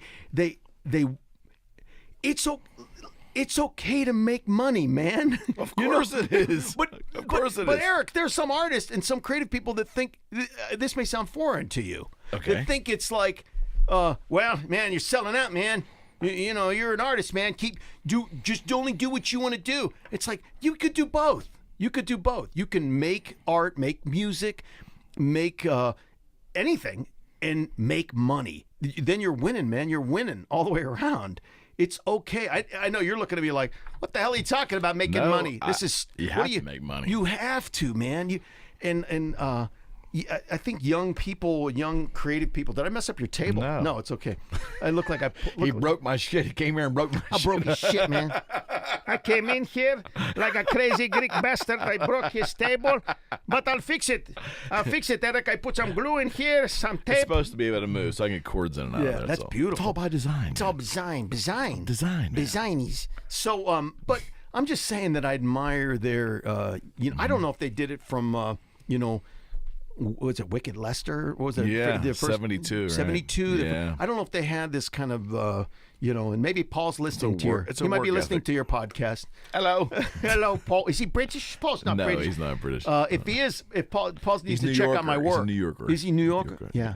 I can't do the New York accent. You probably can. I love when he goes off on the people in the audience. That's one of my favorite. That's the best video on Yeah. YouTube. When he's like, I'm gonna stick that laser up your ass. I'll put that laser. Paul Stanley's amazing. There's a whole video of him just doing all kinds of banter. They got it's like 60 minutes long. It's all the tours, all the years. That's awesome, man. But you know what though? This is your show, but I will tell you, I get asked this every time, and usually it's off camera. He was the biggest artist that I had the opportunity to work with, but he also was a childhood hero of mine. I had posters on my wall. Yeah. It was like all the planets lined up. So I get asked all the time, is he really a genuine He treated me and my family for those 8 years tremendously well. Oh, that's great. Yeah, there was no... and I'll share this too. And just to give an example, I went through a tough divorce, my second, quite frankly, right in the middle of the time we worked together. At the 4-year mark of my work with him, I went through this divorce, and he He wrote very insightful emails to me. He was recommending certain counselors to me. I'll leave it at that. But he was extremely kind, and it was mind-numbing to me that this guy, his posters were on my wall as a kid, who I happened to get the opportunity to work with, gave a shit. He was, gave a shit. And there was good, he would call once in a while just to check on me. Hey, how things going? I said, doing good. He goes, well, I'm just calling to make sure you're all right. If you need anything, let me know. Wow. And that was really, that was cool, man. That was really, so you can meet the person or the people that you admired as a child, and they it's possible they won't disappoint you. Yeah, that's interesting. Because you always hear about, I met my childhood, hero, and he disappointed me or she disappointed me, and it happens, I get. Wow. He was that's good to hear. The real deal. That's good to hear. Definitely the real deal. It's so, I have great admiration. I don't know. I actually admire anybody that does anything at a high level and makes a living and could be. Somebody's been Mick Jagger to me is an amazing human being. Yeah. You can, the good or the bad, you can judge him any way you want, but he does not stop. Yeah. He does not stop. No, he's one of the guys who are in their 70s and if you really analyze it, Tom, it's no secret he wasn't really the best singer ever in that era. He's not an accomplished singer by any stretch, but he willed, and he's not really the best looking. He's not movie star quality looks either. He willed himself onto the public. Did he write? Him and Richard wrote a lot. The Glimmer twins. And here's the other side. Anyways, I heard. I have some CDs, some Rolling Stones. It's kind of country, kind of rambling, kind of stuff I never heard. They're all over the board. And these guys. It makes me think of this too. We were talking earlier about going deep. I think another key to kind of success, not that anybody cares, like, Tom, we want to know what the key to success is. That's why we're tuning into this podcast. Of course they are. Maybe That's they exactly are. why they're watching right now. I hope you get some feedback. The mind guru is here. Yeah, I'm going to shed some light on this. But quantity. You don't think you can do like 1, 2 songs, 3 songs, 2 pieces of art, 5 pieces of art, 10 pieces. No, man. It's got to be an onslaught. You've got to create a lot. You got to produce. You've got to produce, and a lot. Constant. If you look at who's succeeded and who's done well, except for guys like the Sex Pistols, I think they did one album. Every single stinking song. Yeah, I'm not saying they're all like iconic songs, but every song on that album fits, and it makes me want to crawl out of my skin when I hear it. They did one album. That's all they needed to do, I guess. So that's an exception. Yeah, but what an exception it is. They were in, they were out, they were done, they did it. So you kind of go, wow. Yeah. But for most part, it's people got it. Stones, a lot of music. You got to keep producing. There's always outliers where like Led Zeppelin had a very small catalog, and did they? Oh yeah, their catalog wasn't big compared to the Stones or the Beatles. Yeah, even Aerosmith, the American bands, Kiss and Aerosmith, and Bon Jovi band, they keep producing because they want to stay relevant. Yeah. It's a business decision. Is Aerosmith still around? Yeah, they're out there touring. I didn't even know they were. And unlike some other acts, I don't think they're lip syncing. So yeah. No, that's awesome. I don't know, man. So there is a correlation. I always, But you do a lot of work. You're always. And how many pieces do you have going at one time typically? I think it's always at least a few. Really? I mean, there's different stages. There's and when I do commissions, like I got one that's on board now that he wanted to do a couple. I'm like, let's just do them now. Let's do them together. I'm going to do them simultaneously, bounce between them, because then something's drying, something, and you're in the mode, you're in deep. Let's do it. But you have to, because here's what happens with art, at least in my experience. You'll do something and you're like, yeah, this is working. And then it doesn't work. And you're like, oh, this is just shit. This is just a shit piece. Rubbish. It's rubbish. Absolute rubbish. And it is. And you go, put that aside. And you keep working on something else. Then you come back to it and go, all right, I think I know how to fix this. And it might be a week later. It's a process. It's a process, man. I would probably guess that's pretty consistent from artist to artist, though. Wouldn't you guess? I guess. You've now talked to a couple artists, right? Yeah, it seems to be a recurring thing. That it's I don't know. It's fascinating. As you do this podcast, it's like you're gonna. I'm learning. I'm like a sponge. I want to learn it all. Yeah. What's interesting? It'll be interesting, like in a year, to go how you make connections between different people. Sure. Like, is this guy do it the same way? How does it? That's fascinating to me, though. Because I don't. I can't do it. Well, but you know, but I can't. You know, Eric, listen, I've had 2 like full-time jobs my whole life. One in advertising, Ketchum Advertising after college. You worked for Ketchum? Yeah, man, back in the day. How'd that go? It didn't go well. Got any stories from there? Well, I can't imagine you in the suit. Dude, I didn't. I wore a jacket when I first went to get interviewed. I wore a jacket and I took my stuff in like almost like a little folder, my art. I didn't even have any type. It was just drawings. And I'm like, yeah. And then the guy go, and it quickly deteriorated to me with like a beard, long hair, and army fatigues. I was coming into work. This is like a terrible thing. How long they put up with that? Well, it didn't last long. But I learned a trick, Eric. And so if anybody's listening in the corporate world like this, I think it'll still work. That was the 80s. It should still work. I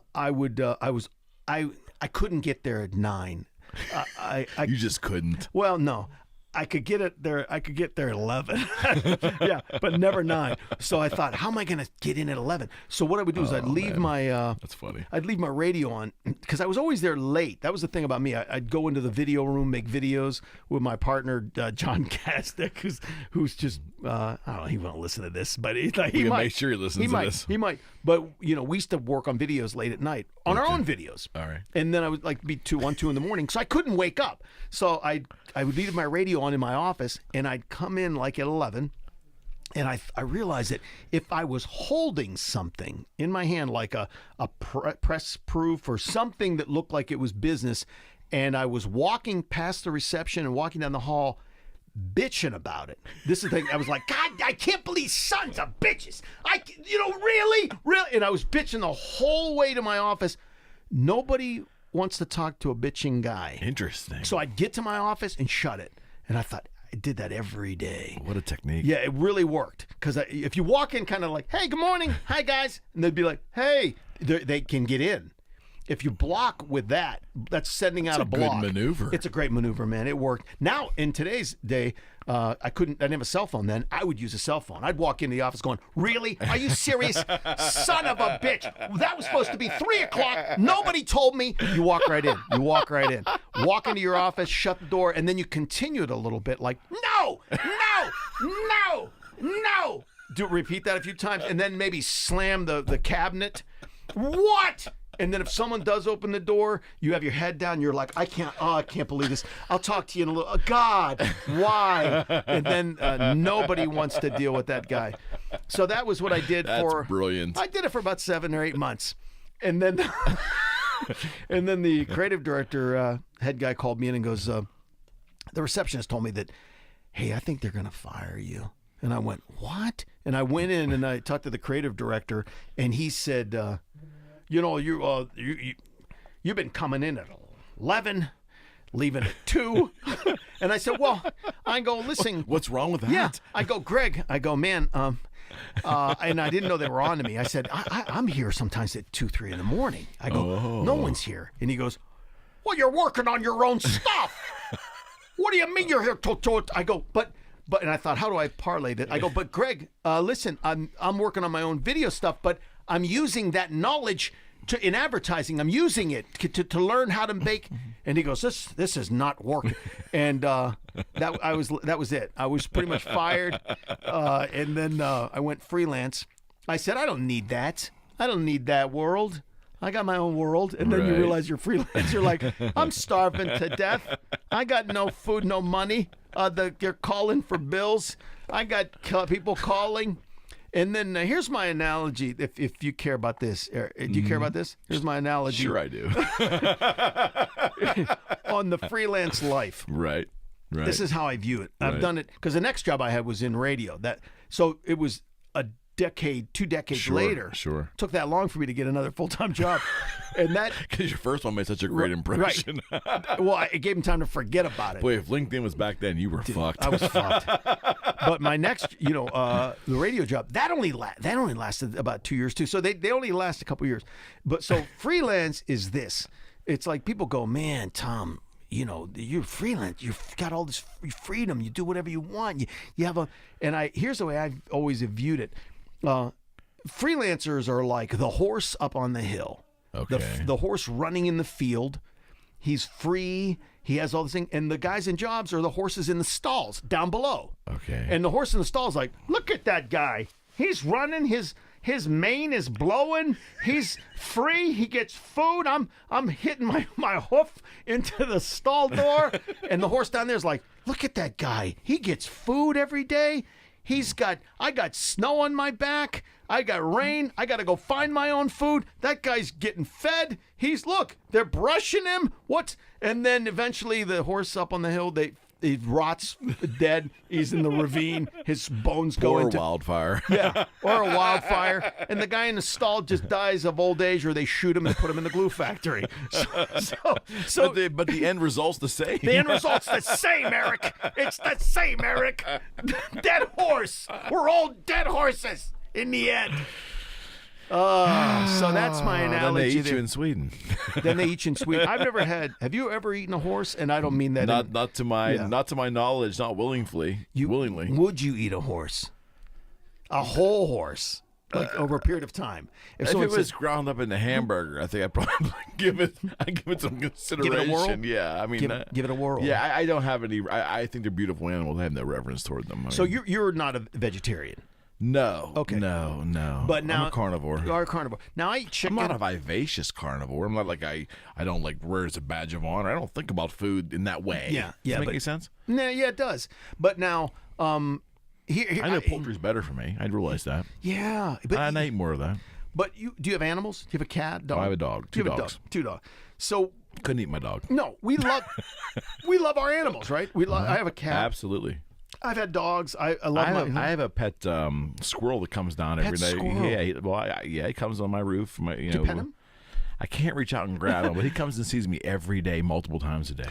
I feed him stuff out of the window. Really? Mm-hmm. See, my dad tried. It's pretty cool, though. My dad was feeding a squirrel once, and old Greek dad, and he's like, "Yeah, coming," and the squirrel came down. And he had like something, and the squirrel went. And my dad tried to grab him. The squirrel bit him. And my dad's like, son of my bitch. Son of my bitch. And I was laughing. He goes, don't laugh, guys.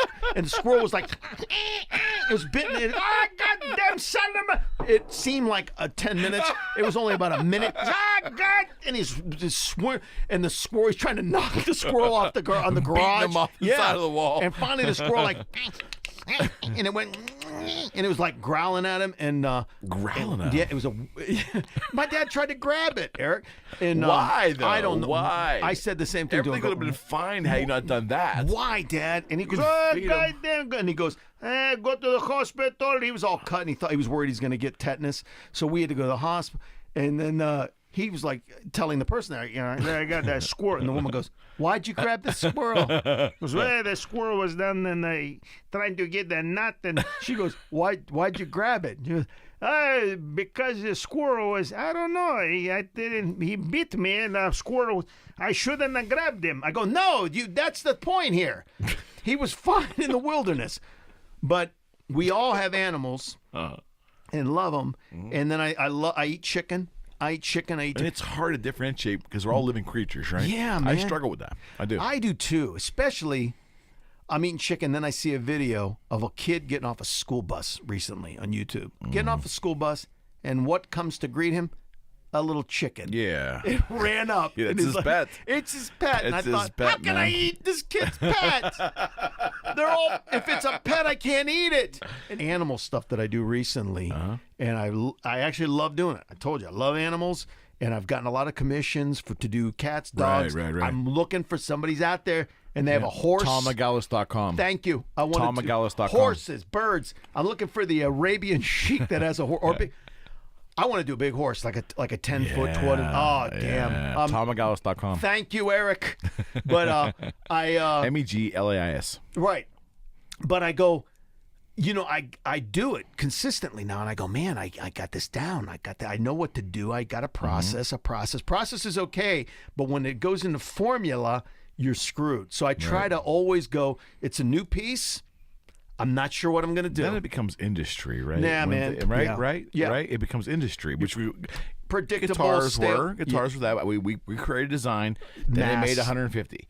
God bless them. They made 150, and that's where what I didn't tell you earlier when I was headed that way, but of course we got sidetracked on multiple things. The one thing I was always envious of, and I try not to be envious of anybody, but the one thing I was always envious about when I was doing the guitar thing was that I had a say in the final product to a point. Oh, okay. Then I had to hand it off. And they had to build it and all that. You didn't know what was going to happen. Well, so as I was talking to Mia the other night, I'm staring at a piece over there that was one of my creations, and I like it. Yeah. It's about 90% done. It was not finished. Oh. You see what I mean? So Yeah. that gnaws at me. You see what I mean? So whereas with an artist, you are in control from start to finish. You ride that horse to the finish. I love that. I wish I could do that. I didn't. I got close. And there were sometimes the guitar would ship to me 5 months later, from the factory, and it would be boom. That's what was in my brain. Oh, it's perfect. That's amazing, man. But there were times it wasn't, and I couldn't correct it. No, it's done. I made money. Yeah, I got paid, but it wasn't business. The actual vision that I had. Does that make any sense? Yeah. Oh, yeah. And that is true. As an artist, you follow it to the end, and you don't know. And maybe Mia would know this, or other artists that you're going to talk to. It's like I always wonder. People ask me, like, "Hey, Tom, how do you know when it's done? When it's done?" And her and I just spoke about that. You know when it's done. It's over. That's what she said. It's over. And I posed that exact question to her. How do you know, as an abstract artist? Yeah, when it's done. So, but she said her interpretation was it would be gut-wrenching to me, to put one more sliver of ink on that. Wow. And I'm guessing it's the same with you. Yeah. You know.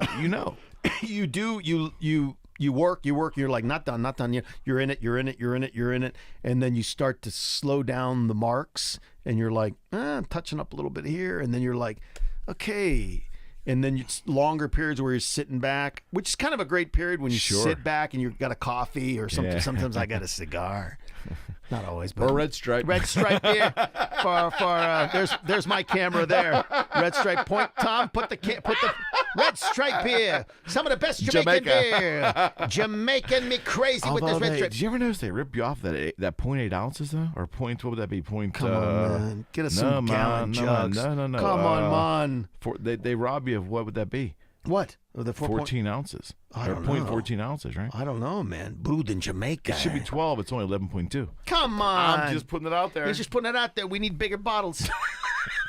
But anyway, you do know. You go, all right, well, that's... but though, there's a point where you will know. You are done. Yeah, the piece tells you, right, I'm done. A non-artist, that's a question, I think. Like, how would you know?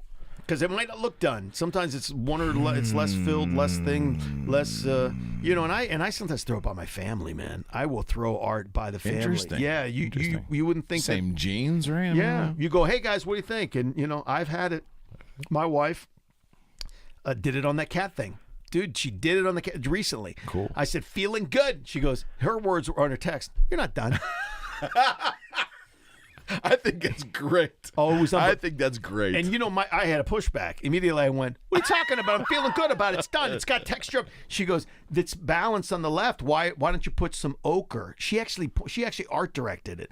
And I said, that's crazy. And I was a little bit, I got to tell you, honestly, I was a little bit like kind of, damn. And then I started working it. She was freaking right. Freaking right. Though, absolutely right. That is cool. And I fixed it and I went, you were, and she goes, of course. And I did it naturally. I did it in the group chat. I said, Mom was right. She was right. Right. Boom. So, man, sometimes, because you work in a vacuum as an artist, you're in a vacuum. Yeah. And which is different than if you're doing comedy or doing something in front of people, you're getting a response.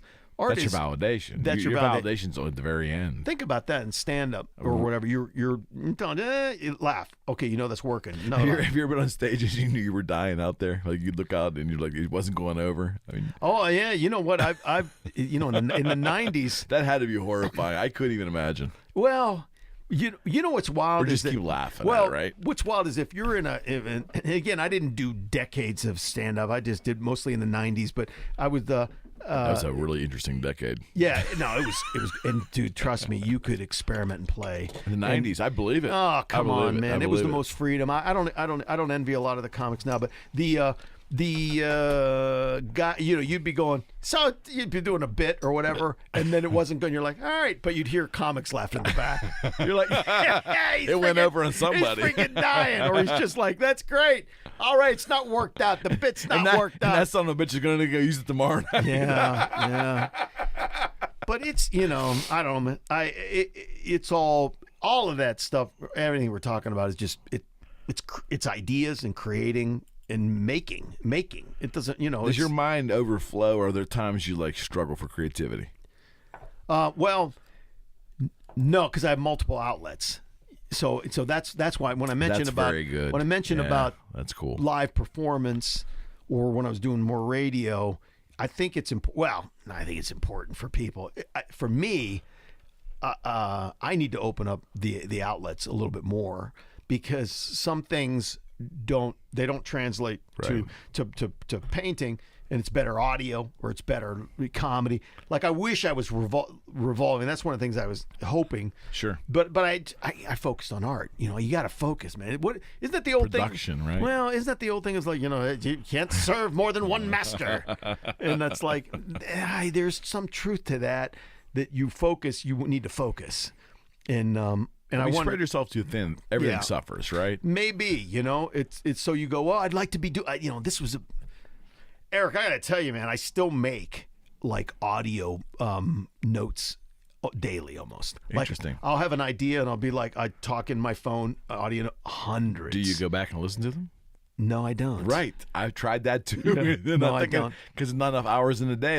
There's probably some good stuff on there There's from 3 weeks stuff. ago. There is. But you just still won't go back and listen to it.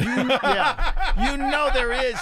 And I think, why am I doing it? And I'm not using them. I'm not doing a radio show. I'm not doing a comedy show. So you go, but that's good stuff. I don't want to lose that. But it doesn't go into art. Most of that stuff is verbal kind of storytelling. But then again, it may go into the art. You don't know. A year from now. You don't know. Yeah. You don't know. A year from now, you may rediscover that, and that might be a whole new bit. Yeah. And it's... Are you still doing puppets? I haven't built puppets in a while. Who's the old guy? Who's that? The old guy puppet. There's an old guy puppet? Which one? Oh, which one is that one? There's a couple that are... What's he look like? A bit you had, not a bit, but a vlog with him on it. Oh, it's funny. Is he just got a big head, or is it like... They all have big heads. They're all after me. He had like receding hairline or bald, and he had hair on the side, I think. Got a big nose? Yeah. Yeah. Who is that guy? He was in actually he was in the first film I mentioned from '89, Bootcut Slacks. Bootcut Slacks. You'll never even, you might find it on. Check YouTube for Bootcut Slacks. Yeah, 1989. And it was like a 20-minute film, cost too much to make, but I went to Sundance in 2002. I had a couple of short films there. I mean, the films were doing okay. I traveled with them, but it's that I made that part for that movie, and then later I put them in a Nickelodeon thing. I've reused actors. They're still there going, when are we gonna work, Tom? Tom, when are we gonna when are you gonna do another puppet film? So what was your big gig on Nickelodeon? What did you do for them? Well, I did puppets for stop motion for the Amanda show. It was Amanda Bynes. Yeah. And then I worked on Kablam, which was another Nickelodeon show. Right. These are all, in fact, you'll have, I did this one thing. If anybody's like, why? If they're still listening to this, they will be. Emmett from Megalis, Emmett. If you look up Emmett or Emmett Freedy or Emmett, it was a Nickelodeon thing. And, okay. And it's a stop motion thing I did for the Kablam show, and people have called it one of the most disturbing.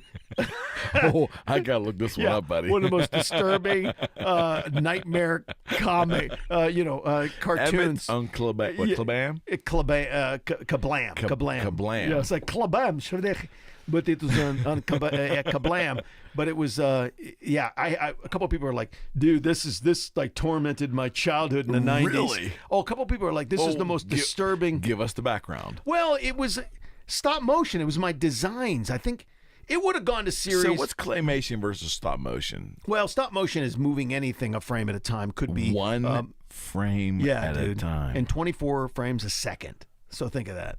So if this bottle here is moving, I'm doing tick, tick, tick, tick, tick, tick, tick, tick, one frame and moving around, and then So it's that painstaking. So a mouth moving or a hand moving. Is that still Coraline in digital era?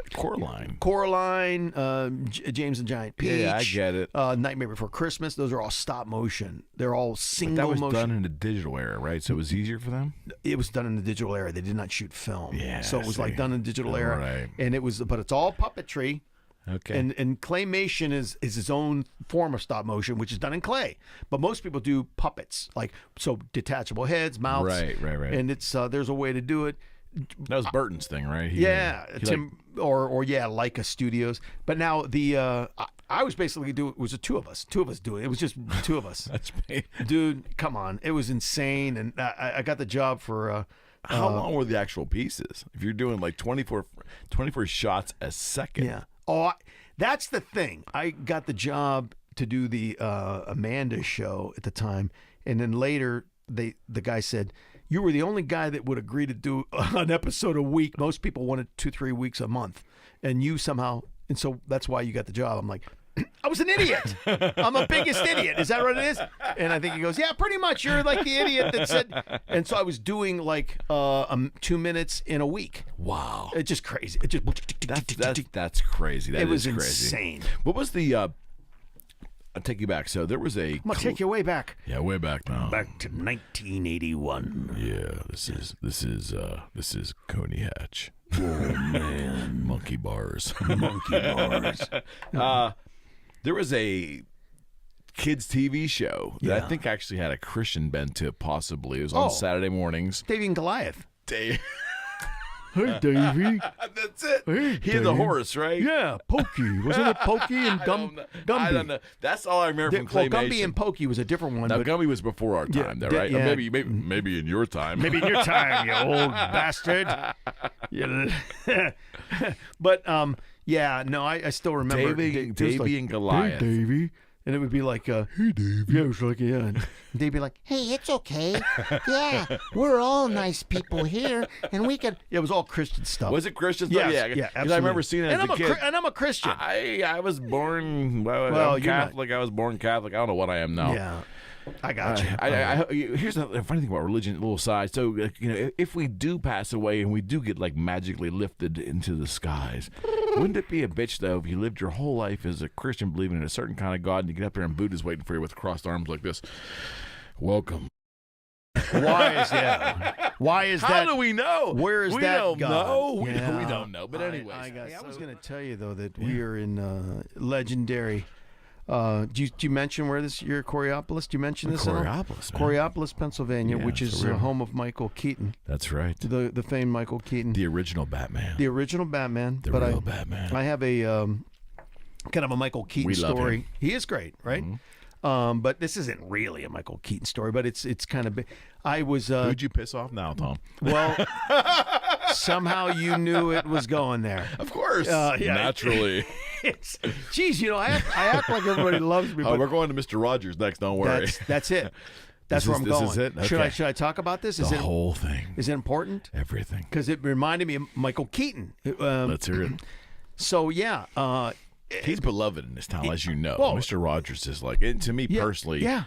I mean, my parents probably babysat me in front of TV, Mr. Rogers. I've already told the story, though. Should I tell part of it again? Absolutely. Okay, because the whole thing. It's a different crowd. No. Different crowd. But we've never heard it on the project. Never heard it on the projects. Is it the projects? The project. Eric McKenna project. I think it was like the Eric McKenna projects. I live in a I've been in many projects in my life. I'm a realtor. I've been everywhere. Exactly.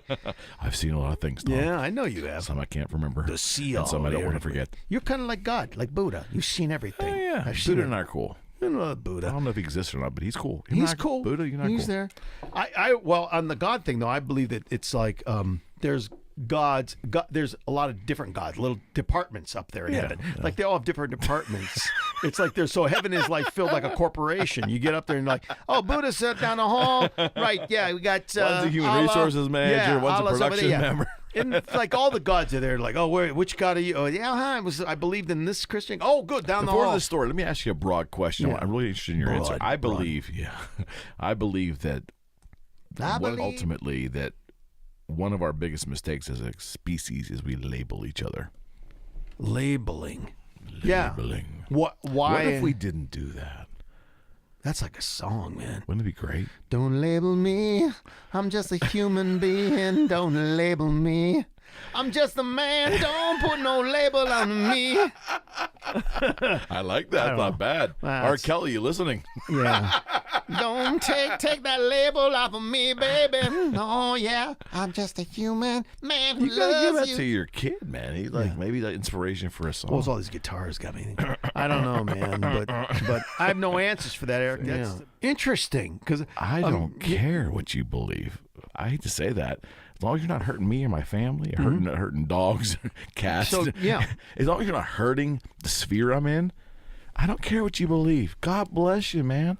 Just don't hurt me. Yeah, and you don't care Right? what someone's sexual preference doesn't matter. No, absolutely not. See, that's where we have to get to that. I mean, I would think we're getting close to we getting that, right? have. Well, look at even like Mayor Pete, who's openly gay running in 1969, the Stonewall riots. No, I get that. And At least now it's like that's not even like he's gay. Absolutely. He's running. He's gay, man. It's like no, he's running for mayor. He's a man. He's a human. Right, he's a human. He's a human. But we label each other. We put it, and the thing is, so one thing about me is, Tom, I cannot be offended. You can call my mother, my kids, the worst names in the world. I won't stand and listen to it. I'll walk away. But I'll never be offended. I never want to fight you. I never want to criticize you back. Yeah. Well, there might be a part of me that angers me, but I will always walk away. You cannot offend me. Yeah. Okay. I live my life in a way that I believe is if I can't be offended, then you can't hurt me with your words. Now, I know how important words are. Believe me, words are the beauty of life to me. Part of it. Yeah. But you can't. You're not going to hurt me based on your words. Now, you could hit me with a stick or shoot me, and you can hurt me. Yeah, right. But your words aren't going to kill. Your words aren't going to affect me. Yeah. Now, I make a conscious decision to do that, and I also recognize it's hard because I struggle too. Yeah. It is hard. But I think that most people are. Not most people. A good portion of our society is looking to be offended. We're out there kind of looking to be agitated, and social media plays a big part in that. Yeah. And I think that's been the observation I made 12 years, 15 years, that's one of the negatives of what the human condition has become in this virtual world. Does that make any sense? So we're now, I feel a friendship between us. We've never been in the same room before, right? Right. But we're talking. Yeah. Right. How many people don't talk? I have 4,734 Facebook friends. Do you? Yeah. Come on. Do you really? Yeah. I mean, you connected with people. Yeah. Maybe, what does that mean? What does that mean? And I think the whole labeling thing has been so. I ask you that question because there's labeling everywhere. Yeah. There's labeling in the art world. I talk with Mia a little bit about it. There's labeling in the art world. Yeah, absolutely. You're pigeonholed to do this, or you're viewed this way. No, you're an artist, man. So with you doing multiple, you're doing drawing, doing painting, is it mixed media or multiple media? How do you use it? Mixed media? Mixed media. So your palette's big. But and you also do claymation, you do puppeteering, you do comedy. Your whole palette is broad. Yeah. So you had to have been affected at certain times. Did you ever feel that you were being labeled or pigeonholed by certain people in certain ways? Yeah. Yes. 100%. That's where I was going with this long conversation. No. I get it 100%. And I think in some ways it turns people off, and I've lost work because of it. Yeah. Really? Well, here's an example. When I was directing commercials for a while, I would do hospital commercials, and they were really subtle and sweet. And I've lost work because somebody would see other work and go, "No, we don't want this comic or this comedian." And I would, wait a minute. That's just because I do that doesn't mean part of what you do. Yeah, it's a part of what I do. I can do this subtle, sweet, nice stuff. I'm a human. I do different things. That's what we do. Yeah, it's like, but they wanted to label, and I think I've always felt that at times that would be a hindrance to what I've done. Whereas if you just go with the label, you do one thing. Sometimes you would get further if you just that's all you did, or that you stuck with that label. But I agree with that. I think that labels are terrible, man. I mean, I think they they're horrible. restrict. They put you in a box. They people. I know they want to put a handle on you. But especially for a creative person, you don't want that, man. You Especially want freedom. for a creative You want freedom. person. Right. Freedom to do whatever you want. Right. I think labeling the concept of labeling humans, and you couple that with envy. Yeah. Those two things together have really kind of ruined society for me. See, I thought you were going to touch on the fact that we're, the political correctness stuff that's happening. That's that's killed comedy, right? Yeah, But yeah, boy. No, and again, it's well, let's talk about that, Mr. Comedian. So what is funny to one is offensive to another, and we're looking. I think everybody's uber sensitive now. Yeah, like, man. You're stepping on my toes. You're stepping on my side of the yard, and I don't like that. And I'm going to voice my opinion towards you. Now, really, I mean, I remember going to hear comedians in the '80s and the '90s, and like, I wasn't offended. I was shocked at how like rude and vulgar it was, and sometimes it was funny. But when it wasn't to me, I didn't like lash out at them. I kind of like made a decision to choose to absorb that or not and move on. Yeah, did they go not there? everything Yeah. that Eddie Murphy said was really to me funny. Yeah. It was kind of like rude. Yeah. But I didn't hate the guy for it. I wouldn't lash out at him. Yeah. I wouldn't disparage him. Does that make any sense? Yeah, the main thing I think about this is how I even think about art. That if you're free-forming or improvising or creating, What does freeform mean to those? well, who don't know? just letting go and letting things happen. Okay. Now that could be in comedy. That could be in just sitting here like you and I all of a sudden riffing and me Right. creating a character or whatever, or just improvising. Right. And in art, it's the same thing we talked about earlier. You just begin drawing. You don't know where you're going. You get out of your way. Now Get out of your own way. get out of your own That's way. very powerful. So in like order, that. my experience has been in order to create, to find characters or to find comedy, to have joy in creating and I'm talking about creating a bit or comedy or creating art. You need to get out of your way. You can't put a filter in front of the creativity. If you do, it's stopping it. And you're hesitating. The flow it's like a dam, man. If you put something in front of that, which is a filter, a self filter, you're screwed. My opinion is you're going to get not the best work, not the best art, not the best comedy, not the best. Now, some people could say like, well, don't filter yourself while you're creating it, but then filter yourself after, and then when you present it, it's like I don't know, man. You same thing. Yeah, it's like. So I get really agitated by that, like that you're actually telling an artist or a creative person or a comic to go, dude, stick the filter on, think about everything you say, and you well, for some that's okay if you're creating an act or you're creating a movie and you're doing it in this bubble, but if you're just kind of doing a character, and it's like the stuff I used to do on DV or whatever, and in comedy was just improvising characters, and you just seriously you don't know where it's going to go. You just get out of your way and let the character kind of let it happen. And drawing the same way. If you start going, well, I don't want to draw and be offensive. I can't draw a penis. The thing in the vagina, it's got to watch what I'm doing here because this looks like it's an Indian guy or That's terrible. Though. And you go, that is so terrible. You have to think that way. To have to think that way. I just don't think. I think you got to create it and have the freedom to do it, and then know somebody's going to be pissed off. Okay, somebody's going to be pissed off. Could Right? Lenny Bruce, George Carlin, Richard Pryor start their careers today and be successful? Man, oh man, it's funny because I was especially Lenny Bruce. Yeah, it oddly enough, I was just doing a podcast out of Cleveland, which was talking about Lenny Bruce's first album, American, and Lenny Bruce scorched my ears when I was a kid when I heard that for the first really, time. yeah. So I was hooked on comedy then. man, so Lenny Bruce. In my opinion, Lenny Bruce was an artist. He loved art, loved jazz, And even the way he started to talk, man, doubt. the way he started to talk, like, hip, that's so sweet, man. That guy's swinging, man. So even the way the sort of his cadence and the way he worked and the way he, thank you, more beers we got going here, which means more pissing later. Yeah, we're okay with that. We're okay with that. So the Lenny Bruce, now some people, let me back up. Some current comics will say, "Oh, Lenny, come on, man. Lenny Bruce, some of that stuff wasn't that funny, man. I listened to it recently. It wasn't that funny." Well, it's a little dated, Think but of it's the still time. great, though. Think of the times. Right. Think Lenny was commenting on they called him a sick comic. Lenny Bruce was commenting on a sick society at the time.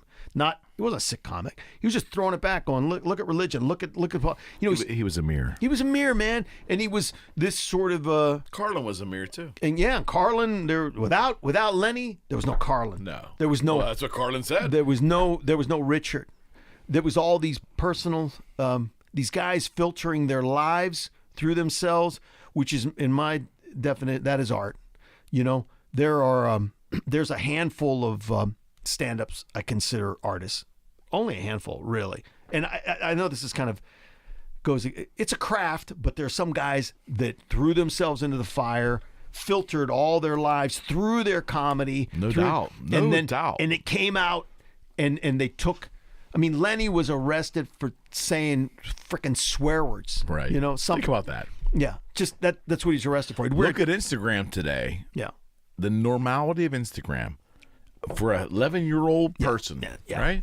He was. It was about freedom of speech. He got arrested for that 50 years ago. Freedom of speech, man. So he put himself out there, and he was blazingly funny at times, and other times, there's one bit I heard him talk about, just actually talking about.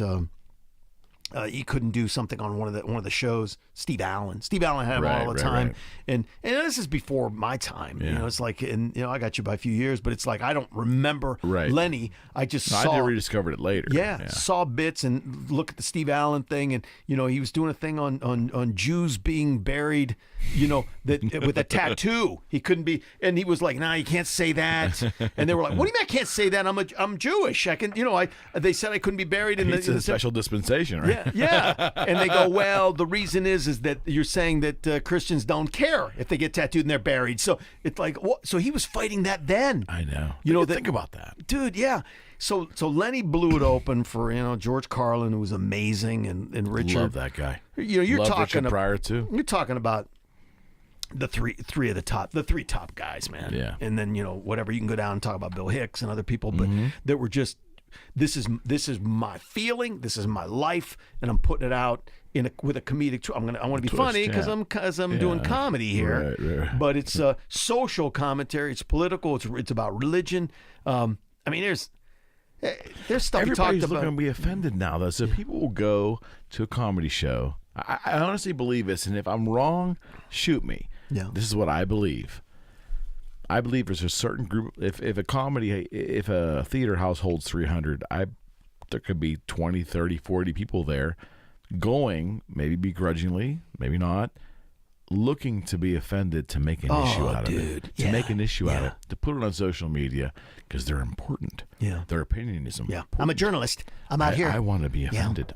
I must be offended, or life isn't right for me. Yeah. I must be offended about something. Think about what you're saying there. Looking to be offended. It happens every day. I'm going into a place to look to be offended. Well, if I was what out kind there, of shallow life is that? and if you're doing comedy out there today, and you're that, it's like how they do it. Just do your stuff. You don't want to. If it's funny, do your stuff. Don't don't purposely try to hurt people. But I don't think any comic ever why did would you that. want it? Yeah, that's the no thing. one ever Who's purposely trying? You think it's funny? You think it's fun? I think this is funny. I think like I don't know. Like the other day, I was in the convenience store, and it just happened to be. I don't know where he was from, but he was talking. My card was, like rejected, and he goes, "No, it's no good. You don't have the funds." I go, "No, I do." So I was relaying this story to my daughter, right? Right. But it didn't end there. He goes, "No, you don't have it. Do try." And I go, "Try. Can you try it again?" And he goes, "I could try 300 times. It's not going to work. You don't have the money." And I went, dude, and there's my neighbors are behind me, and I'm like, a little awkward. I go, "No, it's fine." I go, could you read?" And he goes, "I told you." He goes, please please. And it was this drama. So I told my daughter, and she goes, why do you have to do that voice? I go, well, that's what he sounded like. I go, and she goes, that's racist. I go, what? That's not racist. I go, no, that's what he. I go, that's reality. I don't know who he was. That's reality. What you experienced. It was, but so if you do it like, please, that's not how he sounded. Nah. It was the drama, and it was like a million. Like that was what was funny to me, was the fact that he was so dramatic, and I kept saying, no, shh, come on. But I was actually emulated exactly what happened. That was the story. Reality. So now, if you're relaying this bit, and somebody's going to go, dude, what is that? First of all, what is that? Indian? Is that Hispanic? Is that Muslim? Damn right. It's something. I go, it's what you experienced. I'm not sure what he was or who he was. This is the response I got. And it was highly dramatic. It was very loud. It looked like I was bringing like a million flames on him, and it was just my credit card. That's what was funny to me later. My annoyance of that. So, but now that would be offensive to some people because, or if you do like you just a guy from the South, and and you're like, well, now you're offending people from the South, making them stupid. Give a shit. So I'm saying, do it. Take the abuse. If you think it's funny, do it. Fuck them. Fuck them. So Fred Koala, my buddy, who's he came in for two nights. He came in 4 hours, 5 hours. Told all kinds of stories about Zakk Wylde and Black Label and Ozzy Osbourne. It was awesome. Yeah. And he talked about going to India with Megadeth because he worked for Dave Mustaine. And the long and short of it was he said, hey, they assigned a local there to work with me that night, and his name was Raj. And he was hysterical. So he was doing the whole story and how Raj wanted to take him to dinner and how he got sick eating the food and the whole thing. And, of course, I got hate mail the next day. Yeah, of course. He used the Indian voice. Of course he did. But did. not disparagingly. He emulated exactly what happened in this circumstance. Yeah. It was part of the storytelling.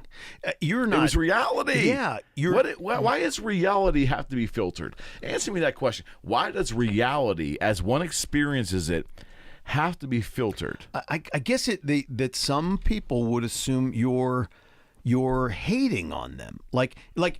And somehow like, oh, Tom, you're Greek. So if I do my Greek people in the sky, you hating on yourself? Am I hating on myself? No, it's I'm half Italian, half Irish. If you talk about the Irish people being drunk and laugh, I would laugh my ass off. Well, and also, or Italian jokes with the mafia, I'd laugh my ass off. I don't get offended by that. Well, and it's also based in reality. Like when I'm doing a Greek and they speak. First of all, that's your life experience, and it's my family, if they're. Here's the thing. If it's like, my dad or my cousin or somebody who's doing they're talking about, why you park the car in the back lawn? I just put grass seed. Right. First of all, you can't tell that story vividly unless you create that character. Absolutely. Right. So if I go, get that. Hey, don't park that car in that garage. That's not my dad. That's not my uncle. So in order to totally as an actor or as a performer or whatever, you need to take on the voice, the face, whatever it is, and make it. What the hell is you doing there?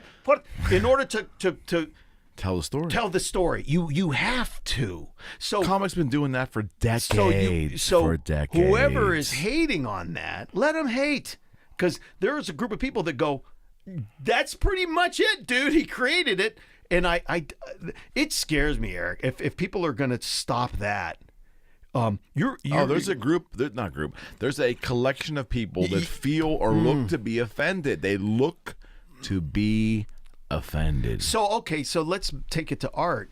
I did that work for Chula, for the Indian restaurant. Yeah, very beautiful. Good, very great restaurant. Amazingly beautiful people. Mm-hmm. I'm Greek. Mm-hmm. I was hired. Why would it be offended? An Indian family be offended? Indian artist? Why didn't you choose? I took that information, and I created, like I would acting or whatever, took the information and funneled it through me and made this art through my filter, my interpretation. And see, I said filter now. And no, your interpretation. My interpretation, yeah. It isn't like, but it's coming through. And then this is, and some people would say, or not some people, but somebody looking to get offended. I'm getting offended. That's cultural appropriation, my friend. I want to feel important, so I'm going to show you how offended I am. You know that cultural appropriation. Absolutely. You've taken that, and now you can't. It's like, no, man. I'm an artist taking it, or I'm a performer taking it in and out. And this is, well, I hope it's a small group, because if you start to take that away, you're going to lose a lot of people, man. You're going to lose a lot of great storytelling that's going to happen. Movies, plays, comedy, art. If you let those people torpedo that, there's some serious. You're going to cut off some serious good work.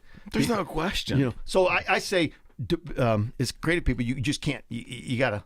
And this, we're probably going to get some. You're going to get some hate mail on this. I'm okay with it. It's like, who cares? I'm okay but with it's it. like, it's the reality. This is a real discussion for creative people. If you hate on anything that happened here tonight, that's your right. I support it 100%. I will just tell you, number one, I don't care. And number two, you're obviously looking to be offended because somehow that makes you feel like your worth in life is just.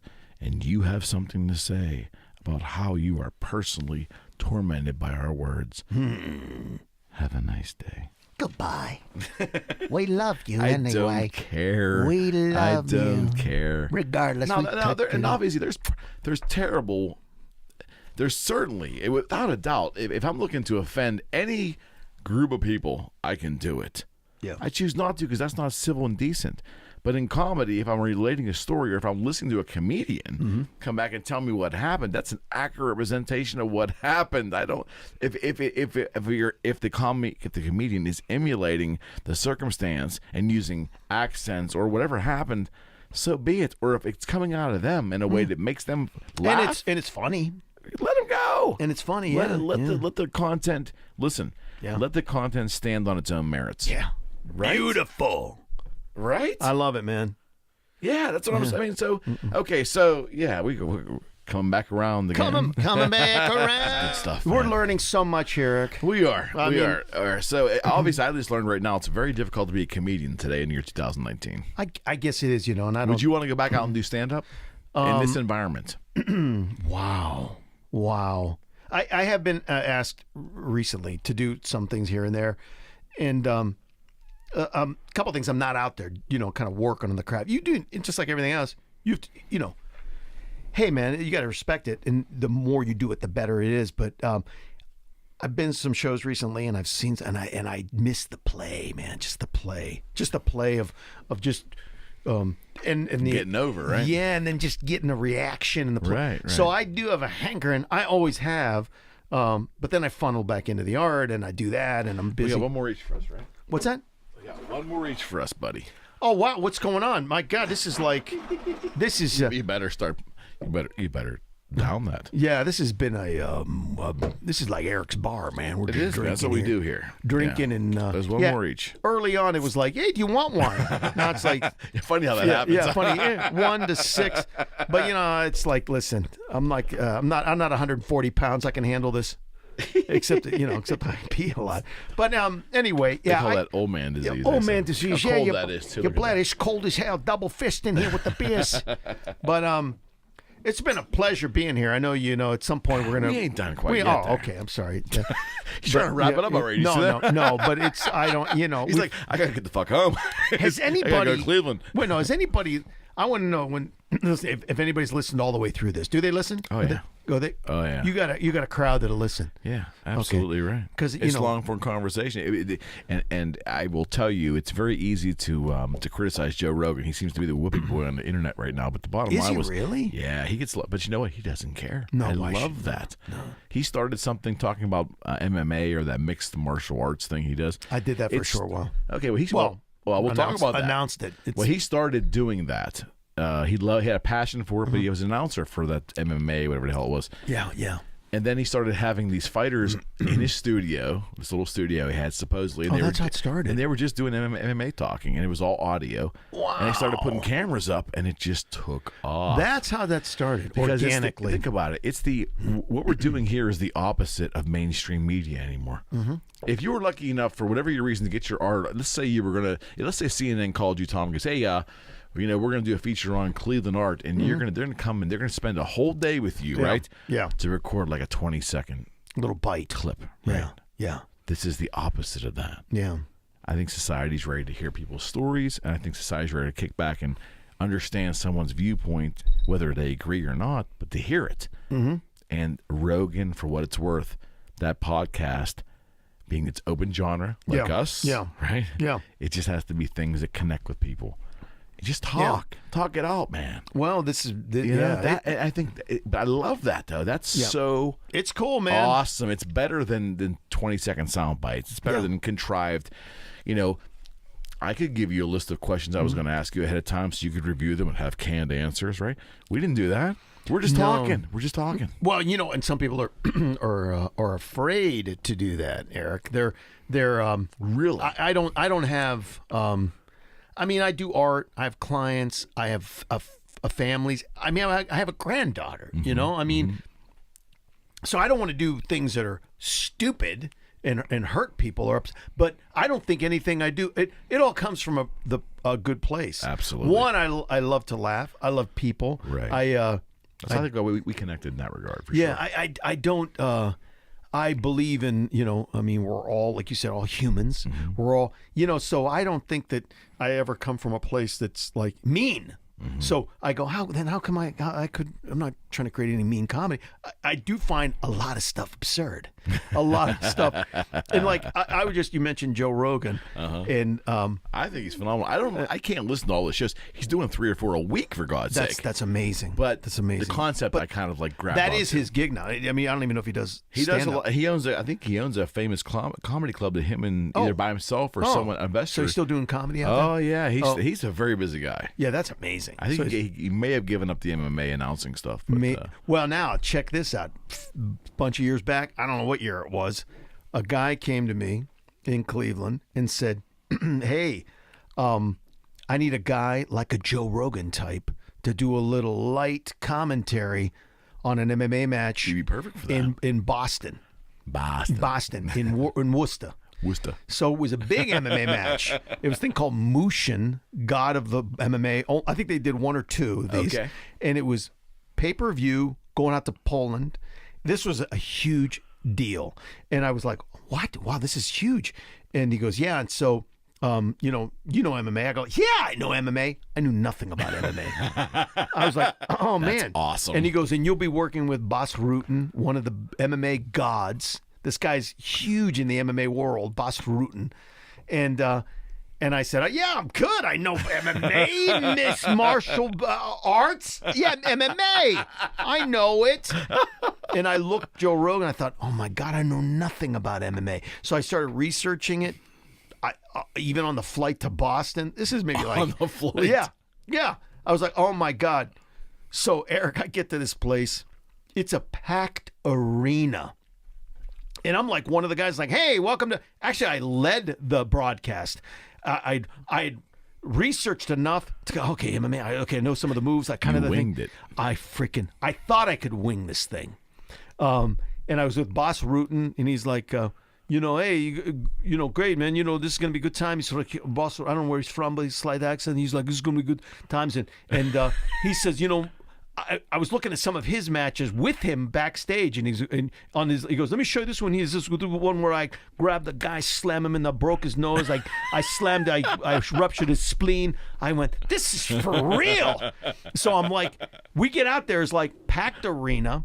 He goes, the one guy goes to me, he goes, okay, we're setting our headphones, and he goes, and this is going out to about 9 million pay-per-view. And I went, oh, damn. 9 million people? Yeah. I went all across Poland because it was a guy named, it was Tim Silva and a guy named Pujanowski. Mario Pujanowski, the world's strongest man, was wrestling in this thing. Okay. And he was the main attraction, heavyweight. And I went, oh, yeah, I got this. And I was like, hey, everybody, welcome to Boston, Worcester. And I mispronounced it. I go, can we take that again? Shit, can we do that again? You mispronounced the name of the city. Yeah. Worcester. It's Worcester. It's Worcester. And I went, I got it. Let's do it again. Oh. He goes, yeah. He goes, after this. He goes, this is the only part that's taped. After this, you're live. They're live. And I went, I got it. And I'm like, oh, man. Dude. I said things like, look at him coming out. I go, he's doing like a twisty tornado move. And Bas was like, twisty tornado. Dude, I said stupid shit. I said stupid shit like, look at that guy. He looks like a young Abe Lincoln. A twisted tornado. Yeah, that's a twisty. A young Abe Lincoln. Yeah. And I go, that guy's blowing up like a... And then the guy, Bujanowski's he's Polish. I go, he's getting all red, blowing up like a big, like, Polish balloon. I go, this is... I knew nothing. I thought... Oh, shit. And Boss Rutan he's helping me somehow. He goes, yeah, that's a stretch hold. He goes, I'll tell you, he's getting red because he's gassing, man. Running out of oxygen, right? Yeah, those muscles are too big and he's not going to... And I go, thank God this guy knows. Anyway... Holy shit. This is 2011, 2010, 11, right. Whatever.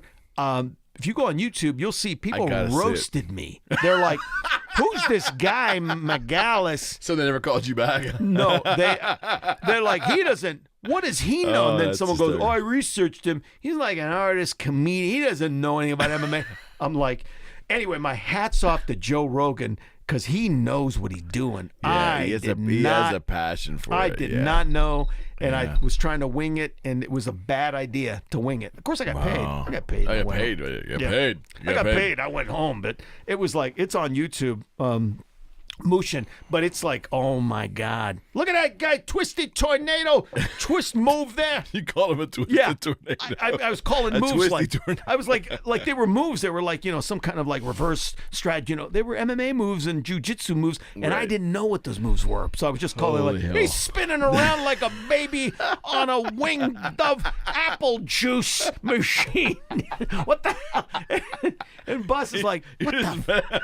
He's like, what the hell is this? I cannot imagine your producer at that moment. Oh, man. Honest to God, I can't imagine. I just look like a Well, mostly we were on voiceover, right? Oh, and it's going God. over pay-per-view. That's crazy. Luckily, these people, for Polish people, they didn't understand. They were like, I don't think they understood what I was even saying. But, dude, it was for real. There's blood everywhere. It was like the real...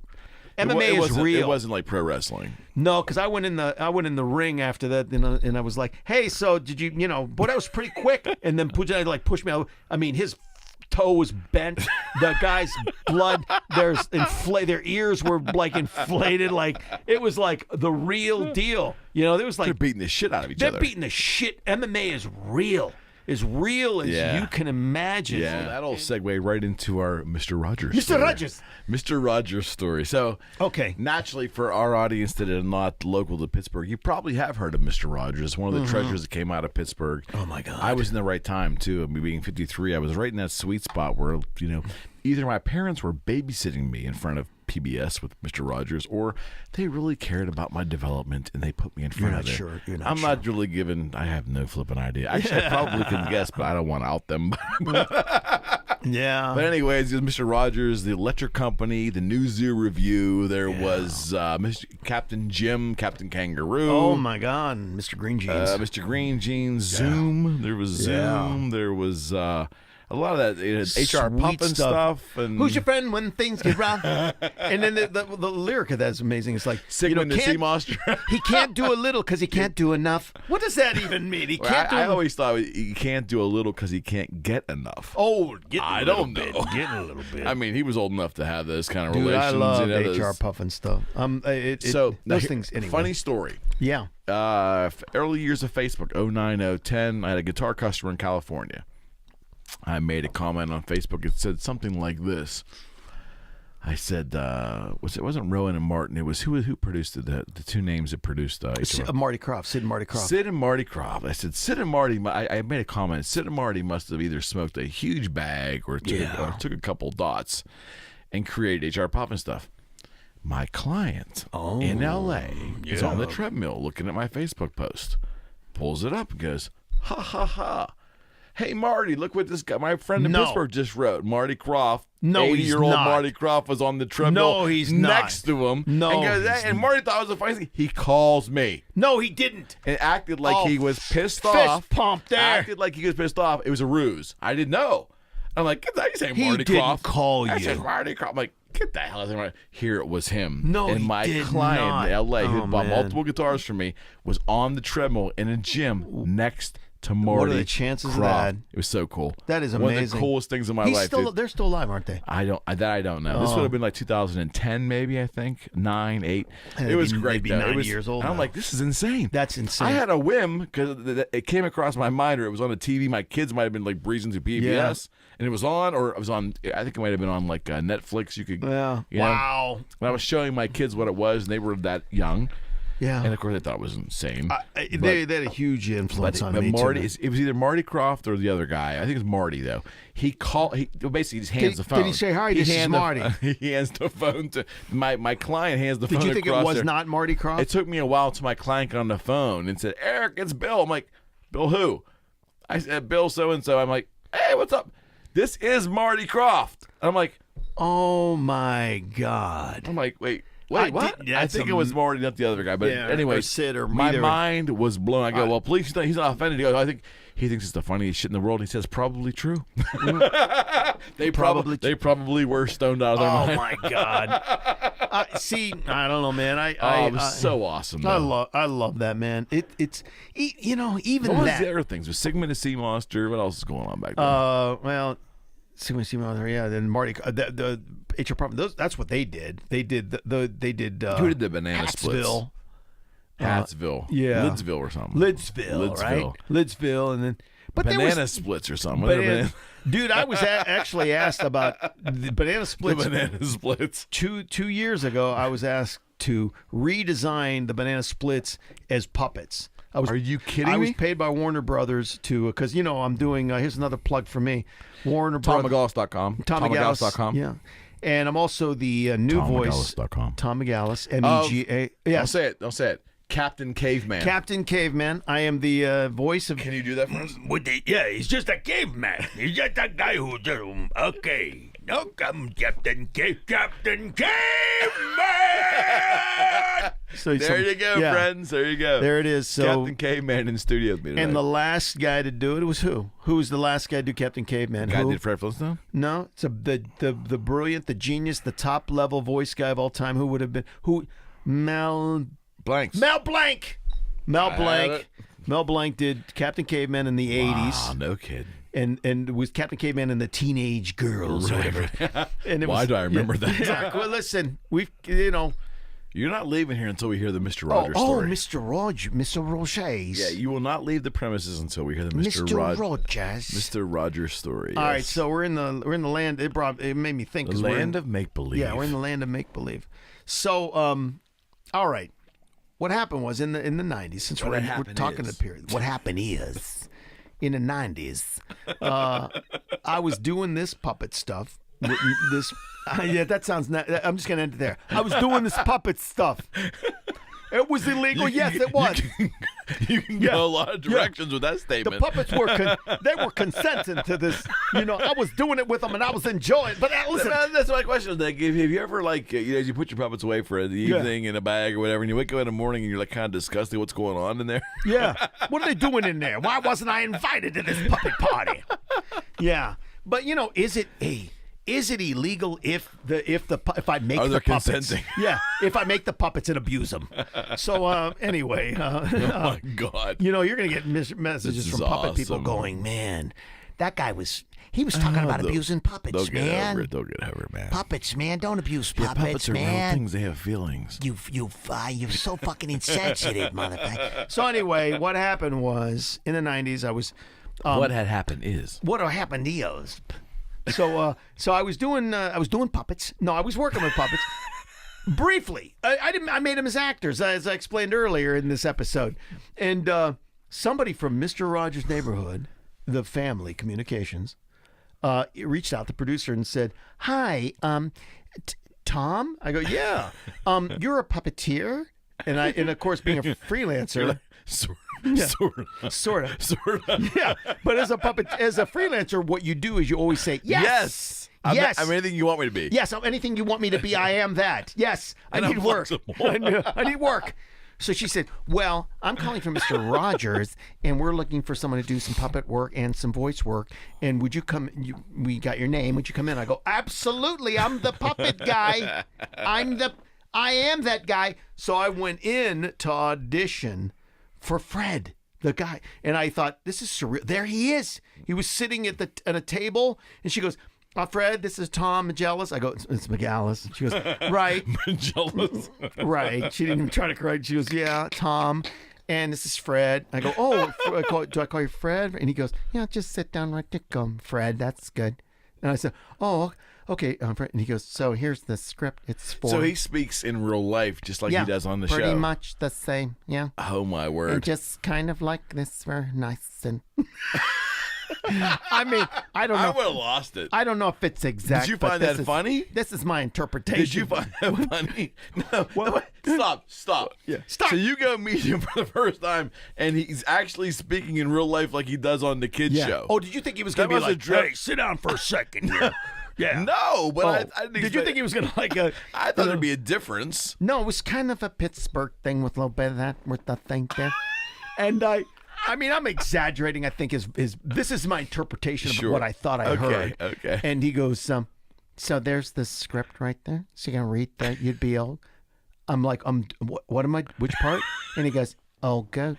You're gonna be old goat. Old goat. Yeah. I said, oh, good.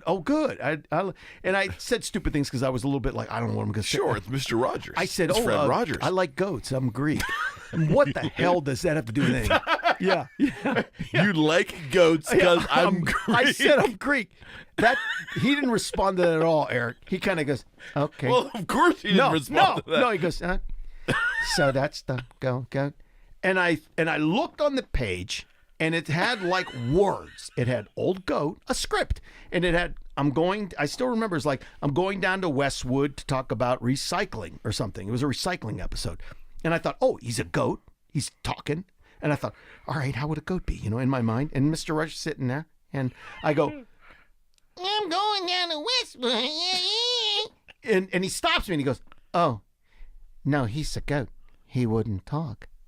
I go, oh, I'm sorry, Fred. He wouldn't talk. There's words there. And he goes, yeah, but he's a goat.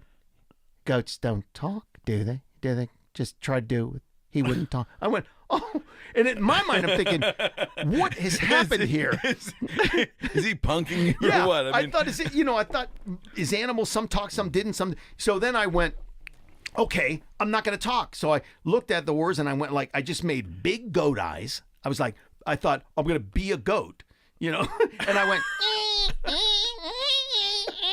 and he goes, there's old goat. He got real excited. He goes, that's old goat right there. And I went, oh. He goes, good. Can you come in tomorrow, to old goat? I go, yeah. So I went and I go, I'm in. You gotta be shitting me. I'm in. I'm in the neighborhood. I'm in. Yeah. So, it was unbelievable, dude. I told later I went home. I'm like, I'm in the neighborhood, Mr. Rogers. I'm working tomorrow. I'm doing gold. So you didn't see the set yet. You were sitting at a table with him, right? At a table, yeah. So the next morning I get in there. There's a set. There's Fred. He's under the table. You saw the train. The train. Everything. You saw the castle. The people. Elaine. All these puppets and like the stairs, and the bench, and everything. And I did putting a couple the slippers on, yes, the whole bit. The whole thing was there. It was exactly that. And Fred is Fred. That is what he is. Like the stoplight. I think I saw everything that I couldn't believe. I was like going, oh my God, that's his. But then here now, Eric, I said, I'm in. I'm in the neighborhood, dude. I'm in. I'm in like Fred. I'm goat guy, boy. He digs me. Yeah, I'm the goat. I'm his boy. in with Fred. I'm this boy. He loves me. I'm the goat. Yeah, he said it. He said, that's old goat. And so I'm doing the goat voice, and then he goes, can you do a puppet here? I go, yes, I can do a puppet. Fred, I'm the goat. I can do a puppet. So I got underneath. I operated a puppet, and I had my hand up and looking at a monitor, operating the puppet. And at one point, Fred, I couldn't believe it. We're ready to shoot. He puts up a little carton of like apple juice almost to my face. He had juices under there, and he goes, would you like an apple juice? I got apple. I got cranberry. Here's the little orange juice down. I go, no, Fred, no, I think we're ready to do this. And he goes, well, oh, no, I already drank out of this one. Forget that one. I went, okay. And then it was like action. And his hand goes up. I'm doing this. And I thought, oh my gosh, I'm in so good here. Then I thought, well, I'm going to show him some of my puppets. And I had pictures of my puppets. And I had two of them with me that day because I was like, this is an opportunity to pitch Fred. And my puppets, Eric, are messed up. I don't Way more than Mr. Yeah. Goat, right? And I'm talking physically, mentally, everything about him is not right. The one puppet that I showed him didn't have an arm. His nose was blown off, and he was smoking. And it was one He of the was smoking? Yeah, he had a cigarette in You his thought mouth. somehow that was a good idea to show Mr. Rogers a smoking puppet. Eric, I don't know what I was thinking. I'm an idiot. And so I said, hey, Fred, this is during lunch. I wanted to show you a couple of my puppets. I have actually one here. And I lifted it up. And he goes, oh, he's got some problems. I still remember that. He's got some problems. He's got some problems. And I took that as a compliment. I go, exactly. I go, they could almost be the negative side of the other side of the neighborhood, the side you don't see. And that fell flat with him. He goes, okay, well, I'm going to go get a sandwich here. And he left. He thought, at that point, I didn't get that maybe I was starting to bother him. He walks away. All his puppets are there. All the beautiful puppets. Okay. So, like, King Friday is there. Who's the queen, or is it Queen? Bitch. Or Lady Lane? Lady Lane, yeah. And so King Friday's right there, and now the crew's around. Right. And I went, oh my gosh. By the castle and the train set, right? Yeah, we're all right there. I pick up King Friday off the table. Fred had left him there. And I shoved my hand inside King Friday. My hand is fully inserted in King Friday. And I don't know what overcame me, but I thought, well, there's a crew here. And I started doing a Greek guy. And I saw, yes, sir, hello, everybody. And the crew starts laughing. I go, so, yeah, I took a big shit this morning.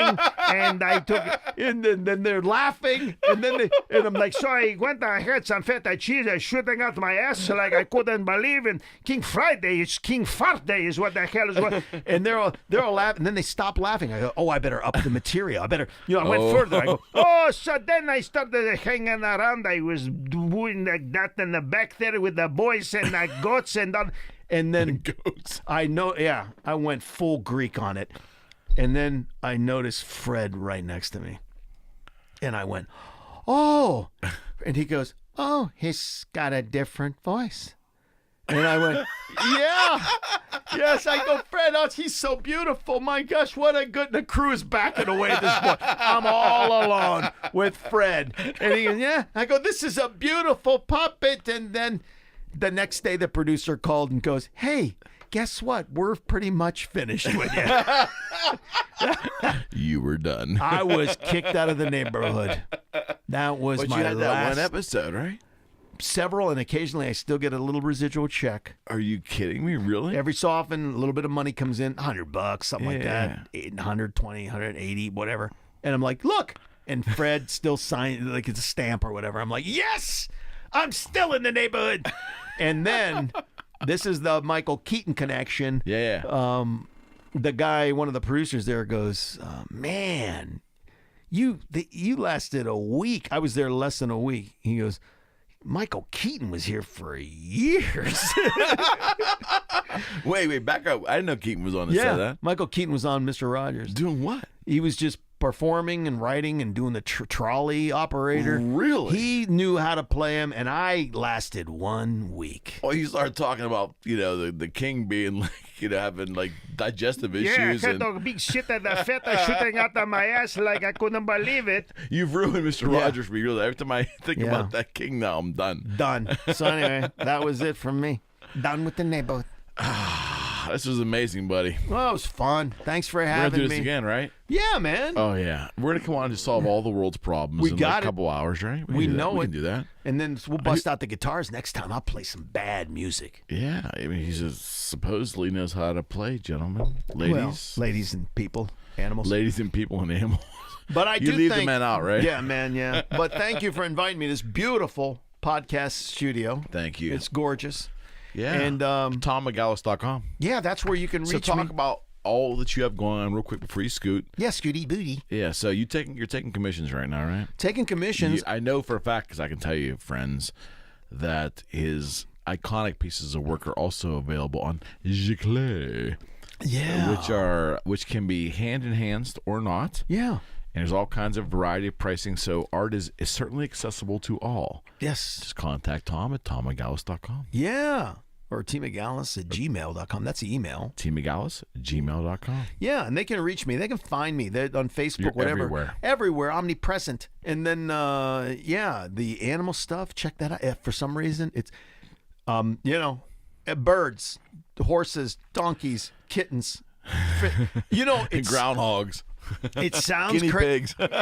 Eric, it sounds like cat, dogs, animal art, but I really put a lot into it, and I love I'm doing aware. it. And it's like really, It's important to people too. yeah, and it's very important to people. And I really love animals, so I do it from the heart. So I think the work shows, and I take it very seriously. Even though, all joking aside, Yeah. I mean, I do. Oh no, you're an extremely serious artist. Yeah. I love the vignettes that you constantly show of you drawing. Your content's amazing. If you're not subscribing to him on Facebook or Instagram, you're making a big mistake. You need to Tom Megalis for sure. Thank you. The one piece that leaves me speechless constantly, and I haven't ordered a giclée yet because I don't think, I'm being honest with you as a potential buyer, it's a mixed media piece. Yeah. And I'm not sure that it would actually translate the way it translates in reality. Oh, I gotcha. Which is, it looks like Jesus to me. Yeah. But it's Saint. Who is it? What is the title of that? Oh, Archangel Michael. Michael. Michael, yeah. Oh my gosh. Oh yeah, that's What's the odds of making like a reproduction of that with texture with 3D? Is that possible? Yeah, I can do. I mean, I have not made a giclée print of it yet, but it's. I think you would lose a little in translation there because that needs to be experienced in a 3D nature. Yeah, but I've done some of the, actual Jesus. I've done a Crown of Thorns thing. I've not seen. I don't know if I've seen that. It's up. It's up now. I mean, I gotta go look at that. It's Yeah. up there. We're doing this on Good Friday, but this is gonna whenever it airs. This is gonna be out there for couple of days from now. Yeah, but it's up there now, and it's. But I've done giclées of that, and it looks pretty good. Awesome. And I go in and paint, and it looks. It looks like it's beautiful. You get That to me is just. I mean, the moment I did the studio, the first thing I said was, I got to get Tom's piece down there. My wife's like, "You're going to take that I out of love the seeing house?" it. And I'm I like, love- "No, it has to be in here." I love seeing it, man. It's awesome. Yeah, That's no, awesome. and it looks amazing, and everybody that comes in just loses their mind. So Well, it's been a pleasure. I've loved it. And Yeah, you I gotta hope come back. I'll Russell. come back. I'll come back tomorrow. How long? I'll be locking the door. Yeah. Oh yeah. After 2 days, you'll be like Mr. Rogers. It's time for him to go. It's time for him to It's go now. time for him to just So, get. so just to end it, Fred did not like you manipulating the king. He did not like it. I think. It was. I think. Eric, I'm sorry, but I think I irritated him. I have to come to grips with that. I'm not for everybody. And you can't. You're an acquired taste. Yeah, I'm not for everybody. And I used to think, come on, man, why? Listen. But I think certain people I irritated, and I try not to. I love all You people. didn't irritate me. Thanks, Eric. This was awesome. Thank you, man. I do We appreciate can do it. this again. Because I don't want to irritate. I want to have fun. But your work's amazing, sir. Well, thanks, man. And All thanks right. for your friendship. Thank you, man. Salute. All right, episode 7 in the books. God bless y'all. And this is Mr. Tom Megalis, tommmegalis.com. Yes. You got to go see his work. God bless y'all. Salute.